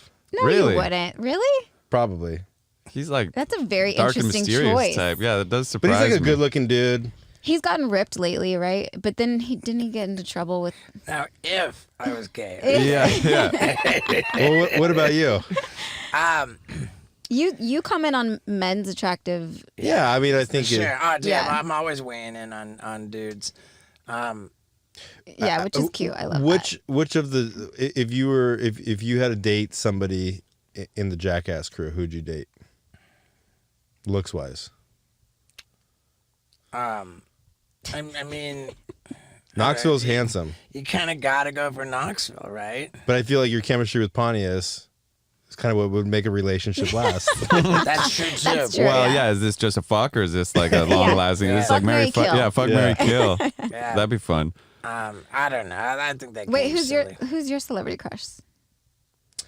Yeah, I really like the girl from Mad Men, the redhead. Oh yeah, I don't know her name. Christina something. Oh, Hendricks. Yeah. Christina Hendricks. Yeah. Okay. What about you, Paul? I don't know. Rihanna has always done it for Oh, me. she's hot. She's so beautiful. Yeah. When you She's go, like flawless. Miley Cyrus. when you Skin fly is into like Barbados, there's a big poster of Rihanna. Nice. Man, she's hot as shit. Yeah, she is. Yeah. She's a hottie. For dudes though, I don't know. Brad Pitt has always kind of done it for Brad me Pitt's for an dudes. easy one. But if you had to suck a celebrity dude's dick, Yeah. who would you choose? You could choose anyone, but you're gonna have to suck their dick. This is a complete treatment. Complete treatment. I might go with Brad Pitt. Yeah, Brad Pitt. I feel like Shia LaBeouf would just like face fuck me and like Yeah. and like leave, and I'd just be like, "What happened?" Yeah, you But, like, like spit Brad on your Pitt would be face. like gentle, you know. Uh-huh. That's kind of gnarly. I mean, dude, Ryan Reynolds is fucking hot, dude. He's I got a think- great body, I think he's a body. and like, he's it's like- funny. And He's he's funny, yeah. hilarious. Yeah, he And is. his Yeah. face is gorgeous. And his Okay. body's like, Yeah, Jesus, dude. Yeah. And he's a good kisser. Yeah. So, were you in a relationship with a girl before you met Steve? Like right before? Was the No. transition from a girl to Steve? No. But you're gonna say something? But that was a open relationship where I did date women. Yeah, I feel like that would be hard to be in an open relationship just because it would It never is. work. It's tricky. It's relationships are tricky in general, and so to add like this other element, I felt like for me the best way to go about it that I could like assess from the beginning was like if the relationship's having problems, then it's closed. And if the relationship is good and we're both in a good spot, then it's open again. But that didn't work out. So yeah, you're right. Like, I agree with you on that one. But What's different about Steve than anybody else you dated? Why, you're million deciding to marry him? It's like, what was so special about him? yeah, I never cared about marriage or like getting married or never thought about my wedding day or anything like that. Really? No, ever. And then really early on with you, like probably like June of 2017, I remember thinking like, I want to marry this man. Like I want that like union with him, like that, like, bringing together of our lives. And it was more about that than like the wedding or anything. So I knew that pretty early on. It wasn't, I don't know, it was just something I realized. It's beautiful. Yeah, dude. Yeah, it's like when you know kind of deal. Like people always say that, and then When did you know? like June of that year. When he first went down and Pretty- gave you a treatment? First No, full treatment. it was when he burned himself. That happened Oh, on yeah. July 3rd of 2017. In Denver. You flew Yeah. out? So before that, and then that happened, and then it was like, Yeah, it was Yeah. a pretty heavy, that whole little, like, time around me getting burned and having the skin graft surgery was was heavy. intense, man. There was a lot of heavy stuff kind of going on. It was like this perfect storm of, like, spirituality and intensity and, yeah, commitment. And yeah, I remember it being around that time that I had the idea that I wanted to ask you to marry me, but I knew that it wouldn't be like soon. I just had the idea. Yeah. And so I got you to get your ring Yeah. sized, like just as weird, like, oh yeah, like just, which was so cute. You had no idea? No, like we had talked briefly about like I think in the hospital we had talked about like like this is new for us, like we've never wanted to get married, but here we are like wanting that, like, and just being okay with it, like and then after been home and you had something and you like just were gonna run in really quick for 15 minutes and you I had an appointment with my psychiatrist. yeah, I didn't want to tell your story, but yeah. So, and you were like, I think, there's probably like a jewelry store around here. Like, do you want to go get your finger sized? And I was just like, well, that's fucking cute. And there were a ton of jewelry stores around, but it was in Beverly Hills. And I was just like, Wait, didn't it send you into a pawn No, shop? I found a pawn shop Oh. and I was like, this is where I'm going to go. And you text me, you're like, did you find a store? And I was like, yeah, I'm at a pawn shop on the corner. And you're like, oh, I love it. And so, yeah, we went in there. And then, I remember she told me the size. I remember. And then, like a year later, however long, not later, even. 6 months later. Yeah. 6 months later, I'm going to go get the engagement ring. I tell this engagement ring jeweler her size. They refuse to believe me. They're like, no way that her finger's that small. You've totally remembered it wrong. And I'm like, no, dude. And I fucking, her ring's just that small. Yeah. But you do have an exceptionally impressive memory. Well, thanks. You know, For like sure. we'll be talking to him and he's like so distracted and you think he didn't even know you were talking. And then he'll get done with what he's doing and then he'll be like, he'll repeat the exact verbatim question that you asked him and then he'll answer it. And you're like, what the fuck? How did you do that? Like, well, you also asked me that question in October of 2019. yeah, I answered it the right? same He way. remembers dates. Yeah. How many times has he like spitfire dates just in this podcast? Yeah, no. Or like you'll be like, use the take where I said like this one like very minute little thing. And I'll be like, oh, okay, I think I remember you saying that. And like, of course, it's there and it's the right there, take, yeah. you know? Yeah, your memory is crazy, and which is impressive, just like, you know, at base. And then I know. And then after all the fucking head trauma and drugs. And, right, yeah, it's yeah, it's crazy. I mean, I've smoked a lot of weed and my memory is not as good as my memory's pretty good, but it's still not, it's impressive. What's next for you guys? Obviously, you know. We talk about the animal sanctuary plan a lot. But have you guys narrowed it down to where you think? Is it for sure? I or mean, you're still it weighing your changes a options? lot since the idea has come up and to this day We had the it's idea of changed the a lot. animals. We thought about the animal sanctuary being like this nonprofit organization with all these revenue streams to keep it going, and it's a destination where people come and visit and all that. And during the pandemic, I just watching all the stimulus money and the trillions of dollars of debt, and it's just like all of the speeding up of like what makes America precarious. I think the American economy and the dollar is like has been precarious and considerably more so after the pandemic. And I started looking to Canada, you know. So the Canadian border's been shut down. I think it's starting to open back up. We love the idea of going to go look there, and maybe if we get a property in Canada and turn it into this fun farm, it's more of a self-sustainable farm that kind of runs itself and more of like a off the grid like doomsday prepper kind of a farm type deal where we just dip out and don't want to draw any attention to it. Right. And that's kind of what it looks like more. But Yeah. but whatever it does look like, we've really like kind of settled on the idea of getting married on that property. And Recently that. we've been a little more we've thought flexible with it just because we're so busy right. and hardly home, which we love our schedule, we love our lives. And it's like, okay, realistically, if we had a home in Canada, would we be there? Would we go there? Is that right? But then I saw this video called how Johnny Knoxville spends his $75 million.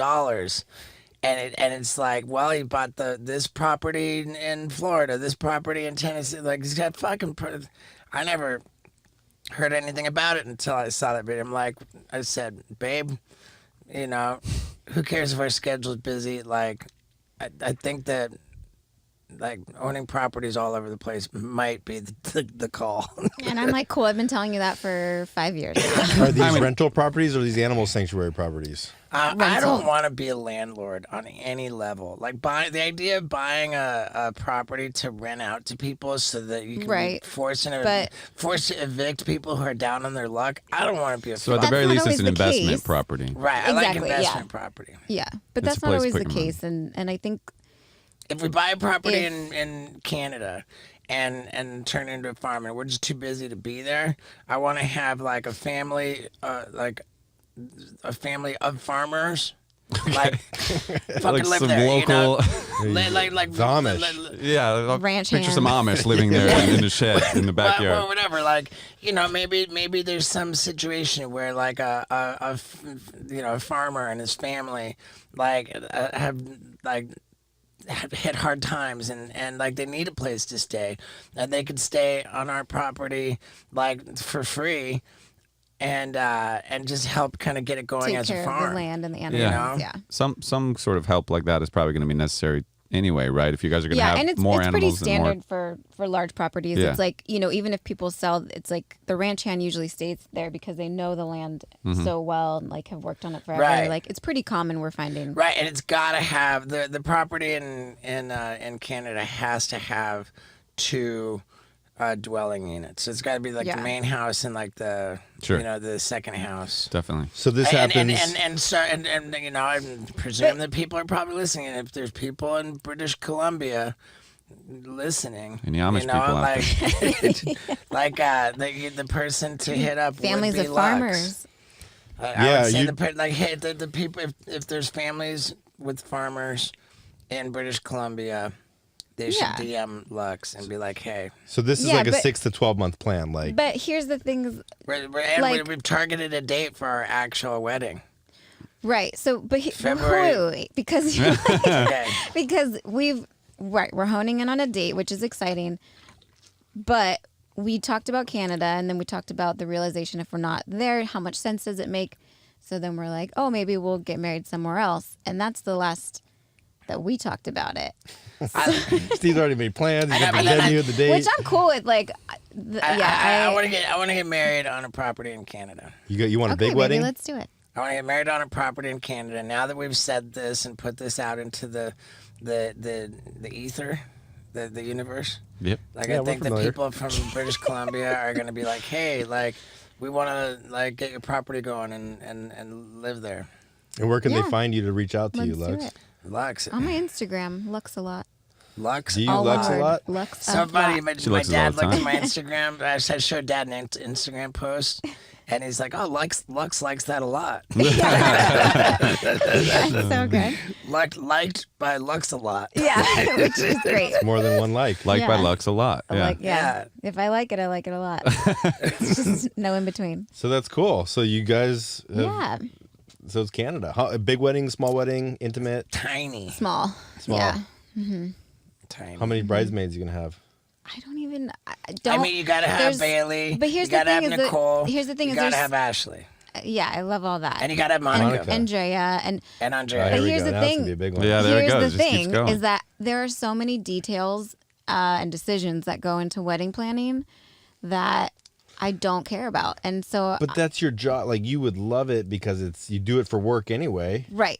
So that's the other thing is like I do want it to be small and intimate, and with what I do, there's the other side where I'm like I can turn this into whatever the fuck I want and like make it like an experience. And I Amish do wedding. and I do like the idea of like multiple day thing where it's Indian like wedding. yeah, where people come and like, it's like today we're doing this, tomorrow we're doing that. You can join if you want, but everybody gets to know each other beforehand and like, establish relationships. So then when the wedding actually happens, then it's like so much more intimate and fun. Colombian wedding. And yeah, and it's just, it's like a lot for one day. I want it to be extended. Like so Like a there's Brazilian I'm on wedding. I'm on two ends of the So it's like a Canadian wedding. the spectrum. Canadian tuxedo. Everybody wears jean suits. Would there be an open bar at your wedding, and would you be weirded out if people are like getting fucked up there and shit like that? There Is will that be a- alcohol there, Paul. If that's what you're No, asking. no. Yeah, I'm yeah, just curious there's your for sure- feeling it's not about a it. And dry wedding. psychedelics and whatever else you Yeah, friends it are will into. not be a dry wedding. That's a Yeah, good question. I don't think I would care too much. I think Cool. anybody that I'm close enough with that, Yeah. that they would be at my wedding would be super Right. respectful. Sure. And I mean, Yeah. nobody ever wants anyone to get super fucked up at their wedding Right. and make a fool of themselves anyway. But anyway, I was just But it curious happens. your I'm feeling about not particularly concerned. I mean, with being around drinking, like, dude, Yeah. for 10 years, 10 years it's been comedy clubs and my crowd drinks more than anybody's fucking crowd. Cool. Like, I was just curious. what I don't like is breathing Good in question. people's weed. Because That that's BC like bud. entering my body if I'm Right. breathing it in. Yeah. Like if you got a drink in your hand, I'm not drinking it. Mm-hmm. Like whatever, I don't care. Yeah. All right. Well, we have some wedding planning to do then. Yeah. You plan it and I'll show up. Yeah. It's like, I'll plan it. Scott. Yeah, that's true too. So we're getting ready to shoot one of our fun naked photos. I'm so excited. Is that going to be yeah, part of but- this podcast? Are you going to show it, or where are you going to I show don't it? think so. I can't wait. I think I picture it Can't getting wait. posted immediately once we Well, how once we exciting. get it. But yeah, baby, I love you. I love you so much. Yeah. Thanks Dude, for having me, you guys. I think this was a really good podcast. We should do this again, honestly. This Yeah. was really fun. I really liked it. I want to keep going. But you're ready to go. I Can you mean, tell with his body I language? know, he's yeah, like, Steve sits okay. forward at gotta 1 go back hour. over You're there. like this. That's another thing that we have had to like work What? on is like we'll be at anywhere eating and then he's done, so he's like ready to go and I'm still like drinking He's like, whatever. okay, cool, let's go. And then throws in the card. He's Yeah. standing up, and you're like 18 and I'm like, bites dude, in. yeah, like hello, where's the awareness of what? I know. I'm a, But your dad called you on that, and since your dad pointed it out and made you feel like shit one time, I think you've been a lot better. good. You're going to have to go. We have a meeting at 2:00, and you're going to go buy a GoPro before then. Yeah. Welcome. There's a GoPro somewhere in your house. There's like 3 of them. All right, how I do just we don't know end where this they ended up. podcast? I love you, honey, and thank you for being on the podcast. I love you so much. Thanks for having me, you guys. Yep. Can you do an impression? I want to see you guys do like your language. Butthead. No, that or your language, how you guys talk to each other. It's like, do you like it, honey? Baba. I'm like, eat you. Dude, it's funny. Like Steve will accidentally, Baba. he'll accidentally text me one time. I'm like, do you like it, baby? I'm like, bro, and then he's like, oh, sorry, dude, like wrong person. I'm like, what the fuck goes on? That is Julonka. Julonka? A really long gun. Really donka. All right. That was fantastic. Good night, Thanks, everybody. guys. That's great. How about that, dude? Is my girl dope or what? You know who else is dope? My man Paul Brisky. And he's got big news. It's a kid, okay? It's That Kid. It's That Kid Is You, which is his musical band. And their album's out, dude. So, fuck, come on, what are you doing, dude? Do you not already have it, dude? Are you not a fucking bro? I mean, come on, dude. Let's support Paul Brisky, the gorgeous Paul Brisky, and listen to That Kid Is You. That's the name of the artist. That Kid Is You.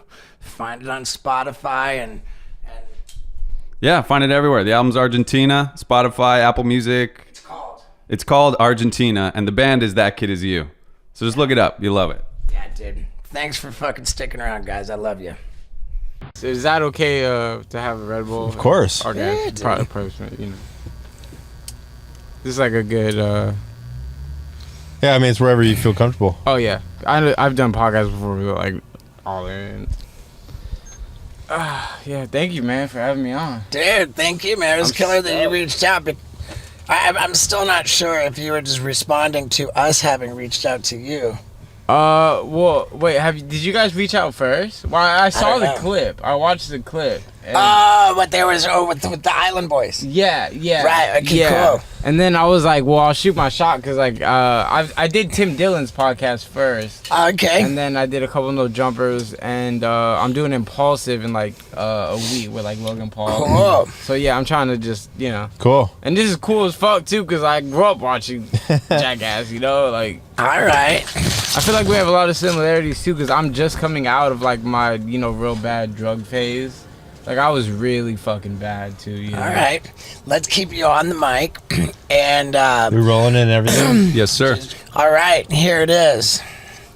Ladies and gentlemen, Lil Xan. What's going on, guys? Yeah. Lil How Xan. y'all doing, man? Thank you for having me. Thanks for being here. San Diego. San Diego, like San Diego, right? Oh, Funny story about that. My parents actually wanted to name me Sam Diego, that's fine. and I was like, please don't do that to me. Yeah, wow. But yeah, thank you guys again for having me, man. For sure, man. It was pretty rad. You reached out on Instagram because, of course, I follow you. Yeah. And I came right into my DM box, and I was like, no way, man. Because we had just reached out to you to get you on the podcast. I didn't even see that. That's crazy. It's happened. We reached out to each other about making this happen. It was meant to be. Yeah, it was meant to be because I didn't even see the first one, but I saw the clip on thing and I was like, well, I'll shoot my shot. You know, I love the podcast. I watch it weekly. Super You saw the Island Boys podcast. Yeah, I remember one of the Island Boys said that he speaks with you, that you have a relationship with him. Was that true? Yeah, that is true, but I also heard, I don't know if this is true because I don't watch like some like Island Boy podcasts, and like when they're just not my favorite. But we used to have a friendship, but they just kept calling me every day, like 3 times a day. And I think they got butthurt because I just refused to keep answering, you know, because they would ask dumb questions. Not talking shit. I'm just saying they would ask. Like, Yeah, they were excited, man. Yeah, I've like- always been yeah, that yeah, way. yeah. I'm would- excited. Yeah, they're cool people, but they would just be like, "Oh, how much money you make? You got more money?" I just don't want to talk about this. You Like, know right what? now. And I think that's where they got butthurt and started talking a little shit on the internet about me because I stopped responding to them. Right. But I have nothing against the Island Boys. And he was They- talking they on the were- show about, he was talking to you like when you were in the hospital, right? Was that accurate? I haven't seen anything actually. I've been trying to stay off the the interweb. Okay.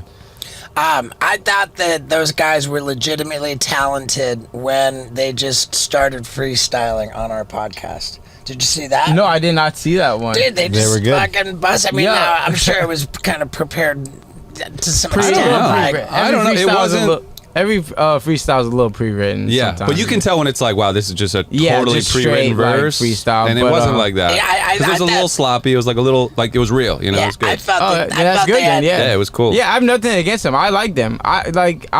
There's a lot of similarities between me and them. You know, we look crazy. It just different timing. Yeah. Right. But yeah, that's crazy. Okay, so I gotta just come right out of the gate and say I've been confused by A lot of us. by a couple things because, like we spoke on the phone the other day. Yes. Like right after you reached out, and I told you that I had seen you on TMZ, Yeah. and that the story was you just got out of rehab and that you're sober, Mm-hmm. and 40 days today. and actually. 40 days, congrats. Thank you. That's great. The story was also that the rehab you went to somehow encourages smoking marijuana. Yeah, well, about that, I went to a detox center first called Vita Nova. Shout out to them. They don't allow weed at that. They just do the normal scheduled things they do. That's in Newport Beach. They gave me a scholarship actually, so I don't have to pay. So I'm very grateful for the people at Vita Nova. And I detoxed for 30 days there, got clean, so I wasn't withdrawing when I went to the other place, the place you're referring to, the Heavenly Right. Center, which is Steve LaBelle, Scott Storch, the producer, Gotcha.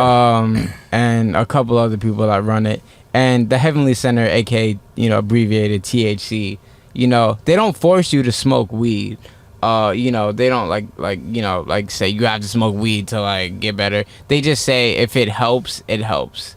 And I'm not a big weed smoker myself. But that's what confuses me more because we went back and looked at that actual TMZ clip where they I guess you were on Hollywood Boulevard or Sunset I was at Strip. Boa's Steakhouse. Boa's Gotcha. Steakhouse, yeah. And you said in that clip to TMZ, you're like, I'm a big pot guy.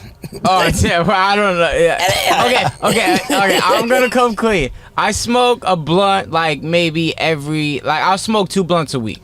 But Okay. I was trying to like. I mean, whatever. I'm not mad at you. Yeah. I'm just like I was kind of trying to shout out the Heavenly Center more because they reposted it, so Okay. I wanted them to think that it helped me out a lot. But then just yesterday, like you posted this thing with like I ate edibles and I got so zooted and loaded. Oh no! That's scripted. That was scripted. Okay. I just did a collaboration with my good friends that make edibles and weed called Gassy, and so and that was more of like a. and we did a scripted thing. I don't eat edibles. I'll end up at the hospital on For edibles. sure. You know what I mean?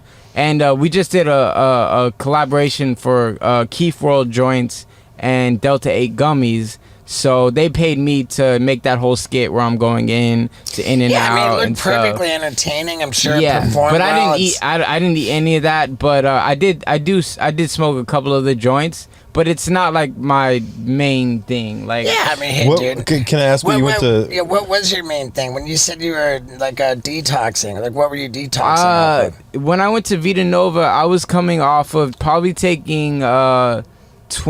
There was no fentanyl in my system, by the way. Why, is that a rumor that's going around? They had fentanyl? No. I'm just saying that there wasn't, because usually people get fake shit. You know what I mean? Yeah. Everything's fake. Does on the street. anybody take fentanyl on purpose? Yes. Yeah, Oh, I had yeah. Because it seems like it's all these like fake pills where they cut with fentanyl. They're because it's the blue, cheaper. the little blue perk 30s are like the most commonly faked ones. Well, I had a guy yesterday he was in rehab. He's like, I just went in there and he's like, everything's cut with it anyway, so I might as well just do fentanyl. And he's like, if that makes sense, I'm like, that doesn't make any sense at all. The problem with these fake pills is like at first people didn't like them because they wanted what they wanted, you know what I mean? But now they like Xanax, so when they were getting fake Xanax, they didn't like it. But now that the Xanax has fentanyl in it, they like the fentanyl and they're getting addicted to a whole nother substance, opiates.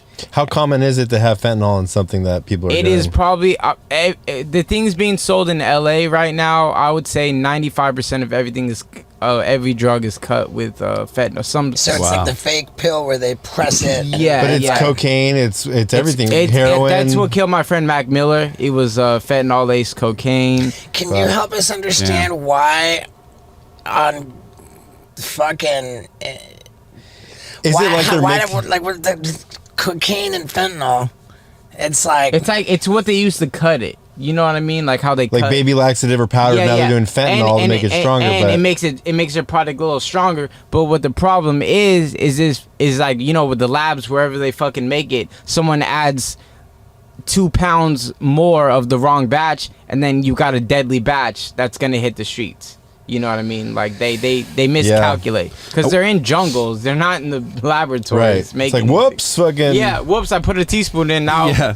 Like, 18 did I people already are put a gonna cup in or did I not put a cup You know what I in mean? yet? It's Yeah, crazy. I wonder if they're trying to make people addicted to fentanyl. They are. You know, like get them off the coke and slowly introduce fentanyl, and then all you're selling Because is fentanyl. fun fact, fentanyl back like 20 years ago was like a very niche drug. It was only used as like anesthesia and pain medicine. It's like open heart surgery. Yeah. To keep people didn't out for longer. Wasn't it like a on a patch, and they would put the Yeah, it patch was on a the patch. skin? It was a but then patch. people would like chew the patch instead of have it on their skin. that's actually how it started.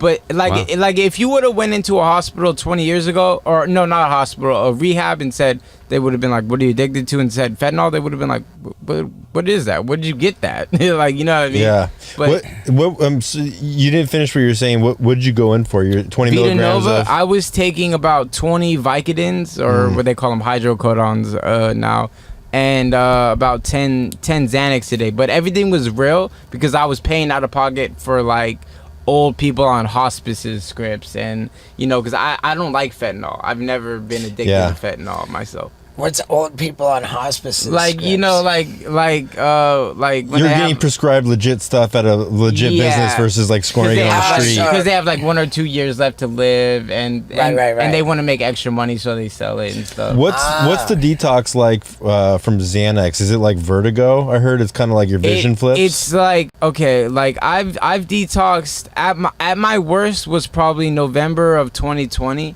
I actually was smoking perk 30s, real perk 30s, still not fentanyl, and I was taking 20 fake Xans a day that I later found out were laced with heroin in it. And I remember looking in the mirror one day and just being like, if I keep doing this, I'm gonna die. Like, I could already start seeing like my cheekbones go in and stuff. And I'm sorry, what was the question?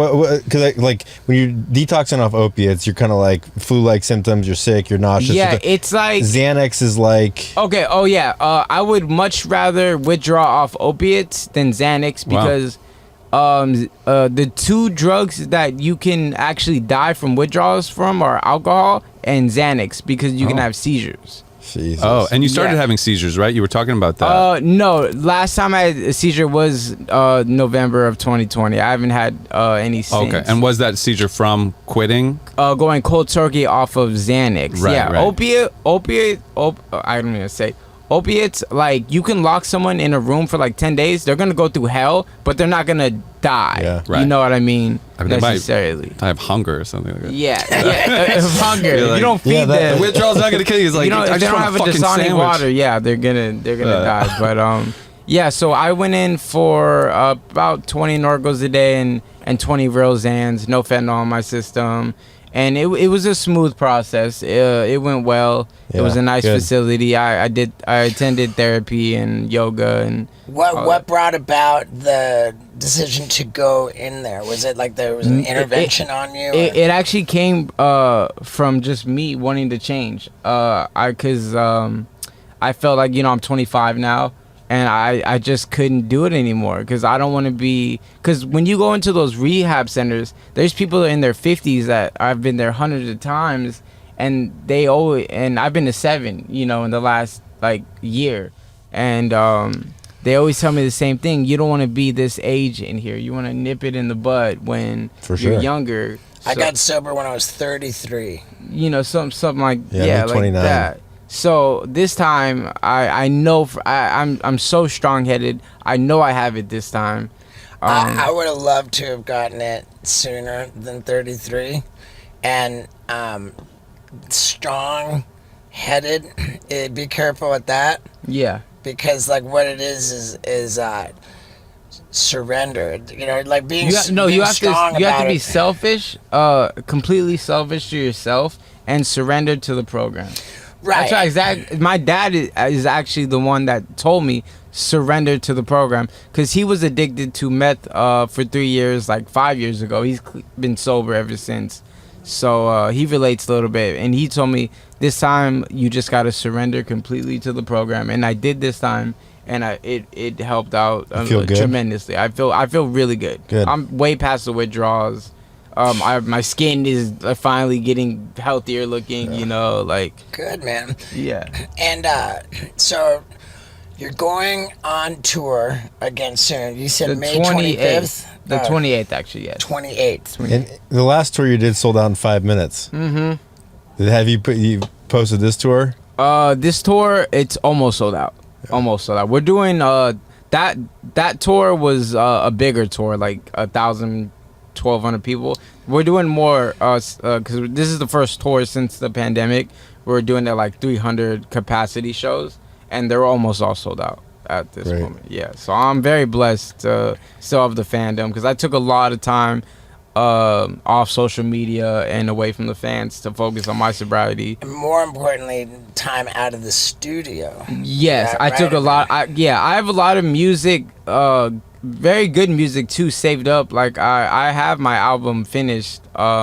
It's self-titled Diego, because this is gonna be the last project I drop under the name Lil Xan. It's gonna be Lil Xan Diego. Then after that, Spotify, YouTube channel, everything's just gonna be Diego, and I'm just gonna be an artist as Diego. There you go. Because I want to leave Lil Xan in the past and just be Diego and be an advocate for addiction and. That was a decision made in sobriety? Like, I don't want to be linked to this. Yeah, during the multiple rehabs since that was That's cool. Thank you. I think that's Yeah, like, would interesting. you have kids coming up to you like, man, like, I take so much Xanax too, and you're like, ugh, like, Yeah, I have that too, but I also have a lot of people saying that I've helped them out a lot in my Instagram DMs, and they come up to me and say the same thing, and that makes like my fucking year, because that's all I've ever wanted to do in this world was help people. Like not trying to sound like a fucking saint, but even if it You wanted to help people and you wanted to fuck hoes. fuck hoes, yeah. Yes, I definitely have done a lot of that, bro. Like, I've had sex with so many women that don't even speak English. And I know that sounds pretty bad, but I'm talking about like Europe and stuff. Right. You're kind of a legend in the threesome department. Is that right? Yes. What's the secret to pulling a threesome? Like just a threesome or with your girl, like having, there's two types, you know, it's like, walk us through it. Okay. Yeah, we're gonna need the whole menu here. Just for a regular threesome, I remember I was in London, and my DJ was invited 2 girls over, and he was gonna sleep with both of them, but he was occupied doing something else. So I came in the room, and What is it? What kind He was of? going to the bathroom, and I went. like occupied doing something he else. he wasn't in the room. He was like, It's got to be pretty important to pass up 2 chicks. He Yeah, was the guy probably just stepped out to make a phone call, and Lil Xan swooped in and fucked them both. I didn't know the chicks were in there, to be honest. So he's like down the street grabbing food, and they're like, "Oh, where's John coming?" And I'm like, "Oh, I don't know, but you guys can chill in here." And I don't know. I just love language. We just started talking about it, touching each other, and then I had sex with the 2 girls that he was supposed to have sex with. That's a bad example, maybe a bad friend move. Definitely a bad friend. I'm sorry, John. But to a normal threesome, when you're on a tour bus and you know, after a show, they all come to your tour bus, you know, to get autographs or, you know, pictures, and I do that. I love doing that. I'll never deny a fan a picture or an autograph. Anybody that supports me, I support them. But you know, you get this. It's the groupies, and there's usually a part of a tour bus, and you probably know this too, that has like a back that slides back the door. It's like a little thing, and that's where all the business would go down, and like the 3 girls giving you head at once. For the most I ever did was in New Zealand. I had every girl in this it was 5 girls plus me. What is that? That's a 6 and they were very beautiful New Zealand girls, and that was the most amazing moment of my life. 6 girls sucking your dick, and having sex, and because they were all participating with each other too. They were bi, so it was like a rotation, like coming in, switching over, and you know. It's like the sushi joint that has the carousel. Yeah. Yes. Bro, I was very proud. I think I went afterwards into the bathroom and looked in the mirror and was like, your life begins today. Like, yeah, Yeah. How many times have you thought back and jerked off to that moment? probably a couple times. For sure. Probably a couple times, yeah. But I cherish that moment more as just wow, because I got no hoes in high school. Like, you know, I did drop out in 9th grade, but like, I didn't even go to high school. I didn't have enough time maybe In that week, there's No. nothing. Yeah, I didn't get enough hoes in middle school. No. You went to high school for 7 days. 7 days. Yeah. for real? Wow. But No, I like, don't know. but I had a lot of friends that went to high school, and so I still stayed in touch with. I had like a couple ugly girlfriends. They were good people though, good personalities, but I wasn't getting girls. You know, like Right. I wasn't popular or anything. I was a nerd. I played video games. I thought I was going to be like a professional video game player. So, help us understand what happened with this famous G-Wagon. The famous G-Wagon. Did you ever get it back? Yeah. Well, actually, this is some recent stuff too. I did not. This is for the record. I did not sell my G-Wagon for opiates. I never would have done that. I used to have a chauffeur, but he was a good friend of mine named Curly, and he would drive me places. If he needed places he was from my hometown, so sometimes he'd have to drive it back to go see his parents. I'd let him use it and stuff. And what happened was, it needed maintenance because those G-Wagons are always in the shop. You know what I mean? I would never get a G-Wagon again. So Stat said, "Yo, I'm gonna take it in." And This is Stat. And Stat, your former manager. my former manager, Stat Quo. So he tricked Curly and said, "Yo, I'm gonna pay for the maintenance fixes," and he came and took the car and just never gave it back. And they spun the narrative as if I sold it for opiates. But what the G-Wagon is now is we came to an agreement just to sell it and split it 50-50. Yeah. Yeah, but I didn't sell it for opiates. But if I understood correctly, you had put like all the money into it I yourself. got fucked over. Yeah, I got fucked over, but I'm debating whether to take it to court or just let it slide. Because I did put $120,000 and it was $140, and I was making $800 payments. So I did get fucked over, but I think this is one where I'm just gonna let it live. You know what I mean? That I can see the logic in that. I mean, is it hard to keep people around you to trust, or do you have a crew of people, or is that kind of something? I have the best, like those people out there, like the best people. I have probably like 5 friends, and my girlfriend. Yeah. That's it. Other than that, just acquaintances So, and business partners, I guess. we had T-Pain on the podcast, and he was talking about how he had made like $40 million and then insane. just blown through it and got to a point where he could not afford a Whopper at Burger King. And Why the Whopper? and then he came back, you know, like I wondered, I don't know what the particulars are of your financial situation, but it sounded like all of that talk around the G-Wagon was like the remainder of the $30,000 needed to pay it off, that Yeah. it just wasn't there. Yeah. And so it's like, it kind of gave me the impression that you had been like on fire, just making money like crazy, and then all of a sudden, Yeah. like, just slow it down, and that went away like pretty quick. Yeah, well, like, I'm very open to talking about my financial situation right now. No, I'm not broke. You know what I mean? I support my dad. I support my mom. I bought my mom a house in Temecula, paid full in cash. I bought my dad a house in Corona, very close to each other. I did that. There was a video where you did say that you were broke. Really? Oh no, that video was satire because I was at the guy who created the app Wish.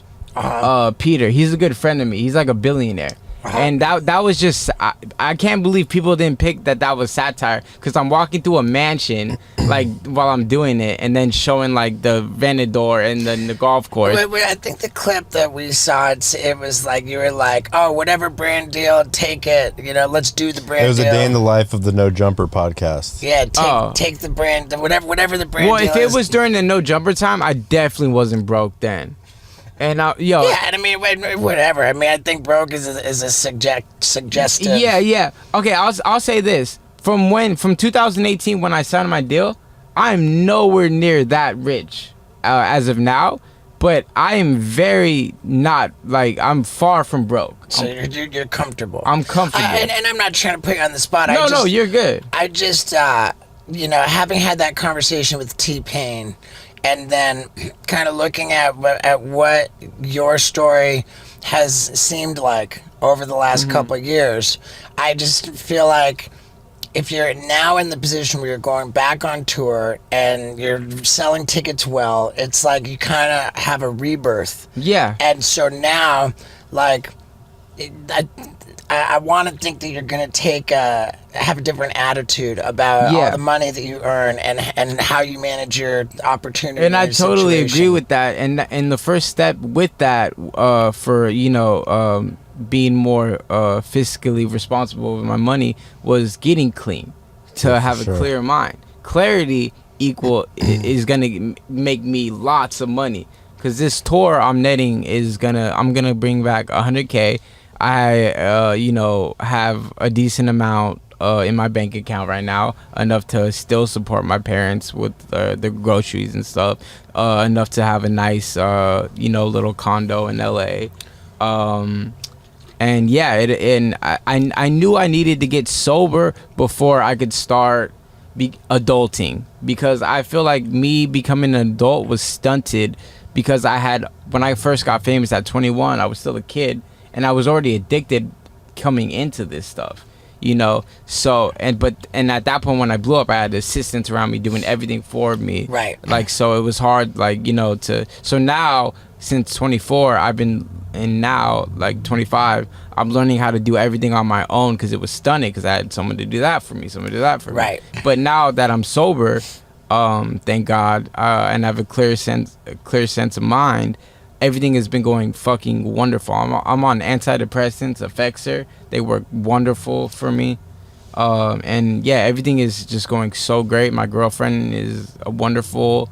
My friends are wonderful, and they're very supportive. None of them do drugs. They smoke a little weed and drink occasionally, but Man, when I just met your dad outside, yeah, I'm my, like, wait a sec, if you told me, my dad's the coolest guy, man. Dude, he's like my age. Yeah, How old is he? exactly. He's 50. He just turned 50. holy He shit, looks like He he's looks 35. good, yeah. My mom looks young too. That's why I look 16. damn, I mean Wow. that's really, really insane that your dad's older than I am because he.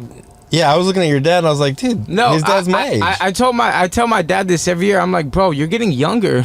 You have like the Benjamin Button like syndrome. yeah, so Yeah. you have good genes. Yeah, and my dad also is a big reason I became a musician because when we were younger, he had an extensive vinyl collection. We'd listen to everything from Sid Vicious to Beethoven to Blur to Gorillaz, you know. So he got me to appreciate music to how I did. I wanted to be a photographer and document the underground LA scene, but just from that background of loving music so much and it being so important to me, I think it helped me become an artist, you know, and because I appreciate cinematography and music the most. What was a day in the life like of you, like a week before you blew up to like celebrity? A week before, Like, what were you doing on a I day-to-day was basis? sleeping at my manager's studio. It was like a warehouse. It was nice. It was a nice studio, like a nice. I was sleeping on the couch. You're It got- broke. But I was essentially broke. I mean, Just no money, sleeping maybe in. $100 in my pocket, not even a bank account. Driving a Nissan Versa. You know what I mean? Dude, those are great cars, man. I had one of those. Steve had one of those after he made all of his money. Yeah. I might get enough. That was the first car Steve bought after he made money. I might soup up a Nissan Versa For sure. nowadays. But yeah, and then we linked with the good Cole Bennett of Lyrical Lemonade. He's a good friend of mine. We have 6 videos, and but he did my first one, Betrayed. That was the one that was a And that banger. was that. Yeah, thank you, I appreciate that. And that was the one, and that blew me up. So after that broke week, that song came out on Lyrical Lemonade, and then the next day it has 10 million views, and I've never had 10 million anything. So I'm like looking at this like, who's fucking with me? Who, like, you know what I mean? I'm like because I was making music like as a hobby almost at this point. But it was real. And you had the full face tats at that time? I had like 5. I've gone overboard at this point, but I had 5 back then. It's a little much. But hard to find the yeah, line, and then you after know. that, watching my Instagram go up like to 70,000 followers in 2 hours, and then it was at 100,000 the next day. Damn. And then 3 days later, 300,000, and then 2 months later, 1.2 million, and I'm at Columbia signing a deal. It was so Wow. fast. Heavy. And then Where- was there? Oh, go ahead, Steve. Where are you at in the Columbia deal now? I'm independent. Me and Columbia separated ways. We had just. Did you finish out the contract by delivering however many albums it was? No, I didn't finish out the contract. I didn't like the creative control. They didn't give me much creative control. They wanted to kind of turn me into something else that I didn't want to be. So we agreed to part ways. But unfortunately, in order to do that, I had to give them all my masters. So I don't make money off my music. But when now all your masters, that would be you have the one master, album. like that would just be Betrayed, Colorblind, and Slingshot. Because Betrayed was the first track on your first album. Yes. So the basically the 3 biggest songs. Well, I did a song when I was dating Noah Cyrus called "Live or Die." So they own 4 of my biggest songs, masters. Everything else I own. Okay. But it still sucks, you know, that you don't own like Betrayed or Colorblind with But their then product. again, 'Cause but they're- then again, I mean, historically, like the music industry has been this catch-22 of you can't blow up unless you have a record deal, but you can't make money unless you own your own shit. Yeah. So you served the purpose of blowing up. Now, theoretically, you can put out your own music, own it, and actually make the money on it. Yeah, and that's what me and I just got a new team, and that's what we're doing now. I got a publicist now. I have things now that I should have had years and years ago. You know what I mean? Well, you're only 25, so I no, but I mean like when I was with my old team. You know what I mean? Understood. Yeah. Now, there was a lot of criticism about that first album. Yeah. And I can tell you why. It was very rushed. My manager is Stat Quo, which, fun fact about Stat Quo, he was the first artist signed to Shady Aftermath with Dr. Dre and Eminem. So he was actually popping out in like the early 2000s as a rapper, but that didn't work out for him. So he went behind the scenes and wanted to manage artists, and I was his first artist to blow up. Fuck, I just lost track. Yeah, I mean it's okay. Like I felt like you were saying, why the album was criticized. Oh, yo, the album. Like, it was rushed. What if we just said you weren't sober, you didn't put in the work? I wasn't sober. I didn't put in the work enough. I mean, the Colorblind on it was good. Moonlight on it was good. Basically, all the records that were already doing good that were on the album, they were good songs on the album, and a couple others. But it was rushed, and I was on drugs, and I feel like my team. I'm not blaming my team for this at all. It's but I feel like they should have, listen, because they're powerful people in the industry. I feel like they should have listened to this and been like, we should not put this out.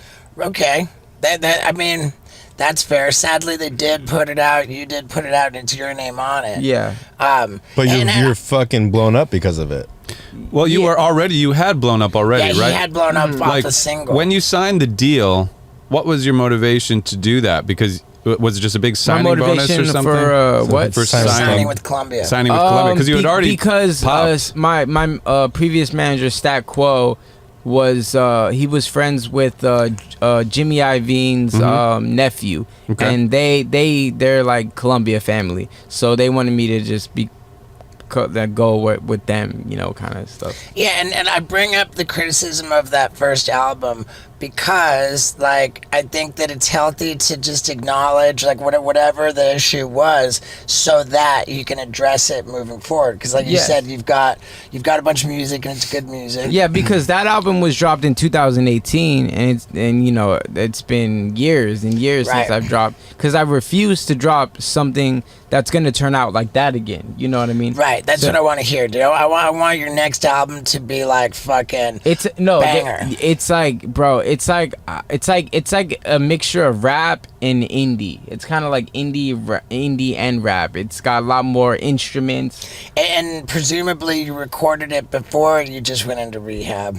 I've been recording for the last 7 months for this album, like in between rehabs and stuff. But it's sounding really good. There's some like a lot more instruments, a lot more like violins and pop punk stuff, and I got the typical bangers, but more topics, more lyricism, more but also retaining the Little Xan style. Are you putting it out on your own? I believe I'm gonna put it out on my own. Yes. So you don't make any money up front when you put it on your own, right? There's no royalties. Right, there's no advance. There's no advance. There are royalties. But the most important, like I said, I'm living comfortably. But the most important thing for me for this next thing is just to show people how much I've evolved and that I'm ready to play ball, and to be taken serious, because this next album, in my opinion, I'm so proud of it. Good. I'm very proud of it, That's good. And I could make nothing off it. I just want them to know, let's go. You know what I mean? You got any features on it? It's just gonna be just strictly me. I just wanted to. It's not too late to add features though, right? No, I think my friend P&B Rock, who's a big rapper, might hop on a couple things, and some low key artists. But for the most part, since it's self-titled my name, I kind of just want it to be just mostly me. I started rapping again. Is that what you're gonna say? I was done there. You should Get be a Steve good on the rapper, track. man. I mean, would you be on the album? Come on. I mean, I might drop some bars. Good. Yeah. Dude, like, we're trying to get him into the studio. I need Sivo to do the intro. Dude, I would love that. That'd be sick. Dude, I would Sick love as that. And I gotta say too, man, that for all the stuff that I've seen, like it's really refreshing how candid you are. Thank you. And you know, I think you're in a good spot, dude. Thank you. I think you're in a good place. I appreciate that, because like the thing with the internet and the pandemic definitely like fast forwarded the internet so much, because people had nothing to do. It like evolved it way quicker, you know. There's such a false narrative of me on the internet that I'm like a bar tard, retard, like illiterate, like a dick, asshole, like mean person. But like I always tell people, and I know it's not possible to meet everybody in the world and have 5 minutes to talk to them, but if you would just sit down and talk to me for 5 minutes, you would probably like me, because I'm genuinely a nice guy. I'm polite, you know. I don't want to start any issues. I just want to help people. And if you still hate me, then that's your decision. I can't change that. But, you know, just don't believe everything you see on the internet, because it's not. A lot of it's not real. Do you?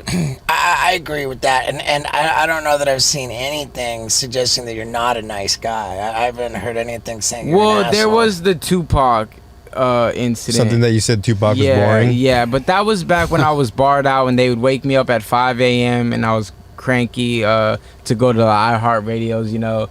And I rated, and I don't feel this way anymore. Tupac is a legend, but I wanted to get the interview over with. The interviewer was annoying, and she just kept speeding it. And she's like, "What do you feel about Tupac?" And I was like, 2 out of 10. And that was like such a big catalyst of hate. You know what I mean? Yeah, but at the same time, so but you don't have to like but Tupac. I was barred out. I was like cranky, you know. And, you just got your dick sucked by 6 chicks. 6 chicks, fucking 10 chicks. You know, yeah, you're just thinking about these chicks. Where I got my dick. Who knows where I got my dick sucked by? No, but you know, like, yeah, but no, Tupac is definitely a legend, and I would like to stop receiving death threats for that. Do you have a? I don't know why I asked this question, but it's so fascinating. Like, do you have a top 5 best rappers of all time in your opinion? Well, okay, yeah. In order from like 5 to 1. 5 to 1. The 1 being the best. Yeah. Okay, 5. I would have to say XXXTentacion. He was a good friend of mine. 4, Lil Peep. I didn't know him, but his music was amazing. 3, Juice WRLD. Rest in peace to him too. We all came kind of up from the SoundCloud era. Wow, dude! All 3 guys he's named have passed. It's sad, right? 3. So we're on 2. 2. We're on to 2. 2. I would say King Von. Rest in peace again. And 1 who actually was a good friend of mine, Mac Miller. Fuck. All passed. And it's all 5. What did they all die of?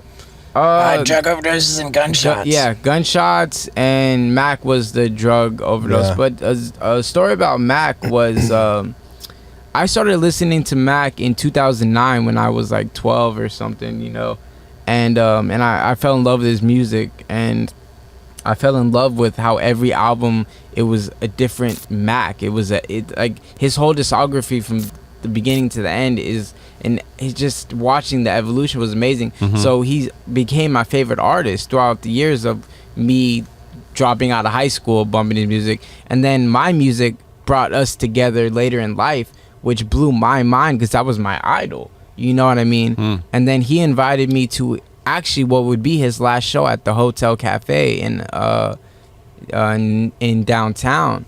And I got to see him perform. 100 people. It was like you had to win like a radio giveaway to go there. Very intimate. I met his family. I met Jason Sudeikis when he was with Olivia Wilde back there, John Mayer. Wow. And Mac was like, yo, next week let's or like next month let's come over and let's jam out. And I was like, wow, I'm gonna make a song with my idol. That's crazy, you know. So I left. Said it was a good show, and then I was born September 6th. He died September 7th. And so we never got to do that. And then after Mac Miller passed, that hurt me the most. That one hurt me the most. Yeah, and you decided that you were gonna not make music. If my producer is here, he'd make fun of that comment right now so much. He says, "Why do you retire every month?" Like, you know what I mean? I do it as a joke. You know what I mean? But at the time with the Mac thing, when I was crying on live, I probably did feel like I wanted to retire. But now I just do it as a fucking joke. Like I'm like, oh, I retire until I come back. You know. Right. I just think like whenever somebody loses a loved one, it's sad. You should grieve. I urge people to grieve selfishly, and then get over it and move on, and let your motivation be to honor the memory of your loved one by being happy and healthy, like your loved one would want you to be. Yeah. Like if I were to ask you, what do you think Mac Miller would want for you? Well, he would be like, fucking dude, get out there and make music. His last words were to me were, "Be safe."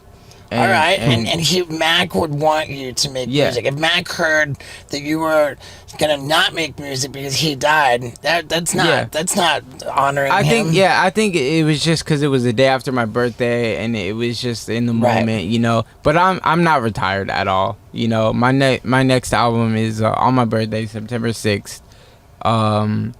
And it's called Diego. Yeah, that's when it's dropping. Yeah, September 6th. September 6th. Yeah. Super cool. So you got all the artwork done. And yeah. The artwork is on my Instagram. And it's all mastered. It's all. We still have to master a few of them, and we got time to go in and maybe change it and fuck with it.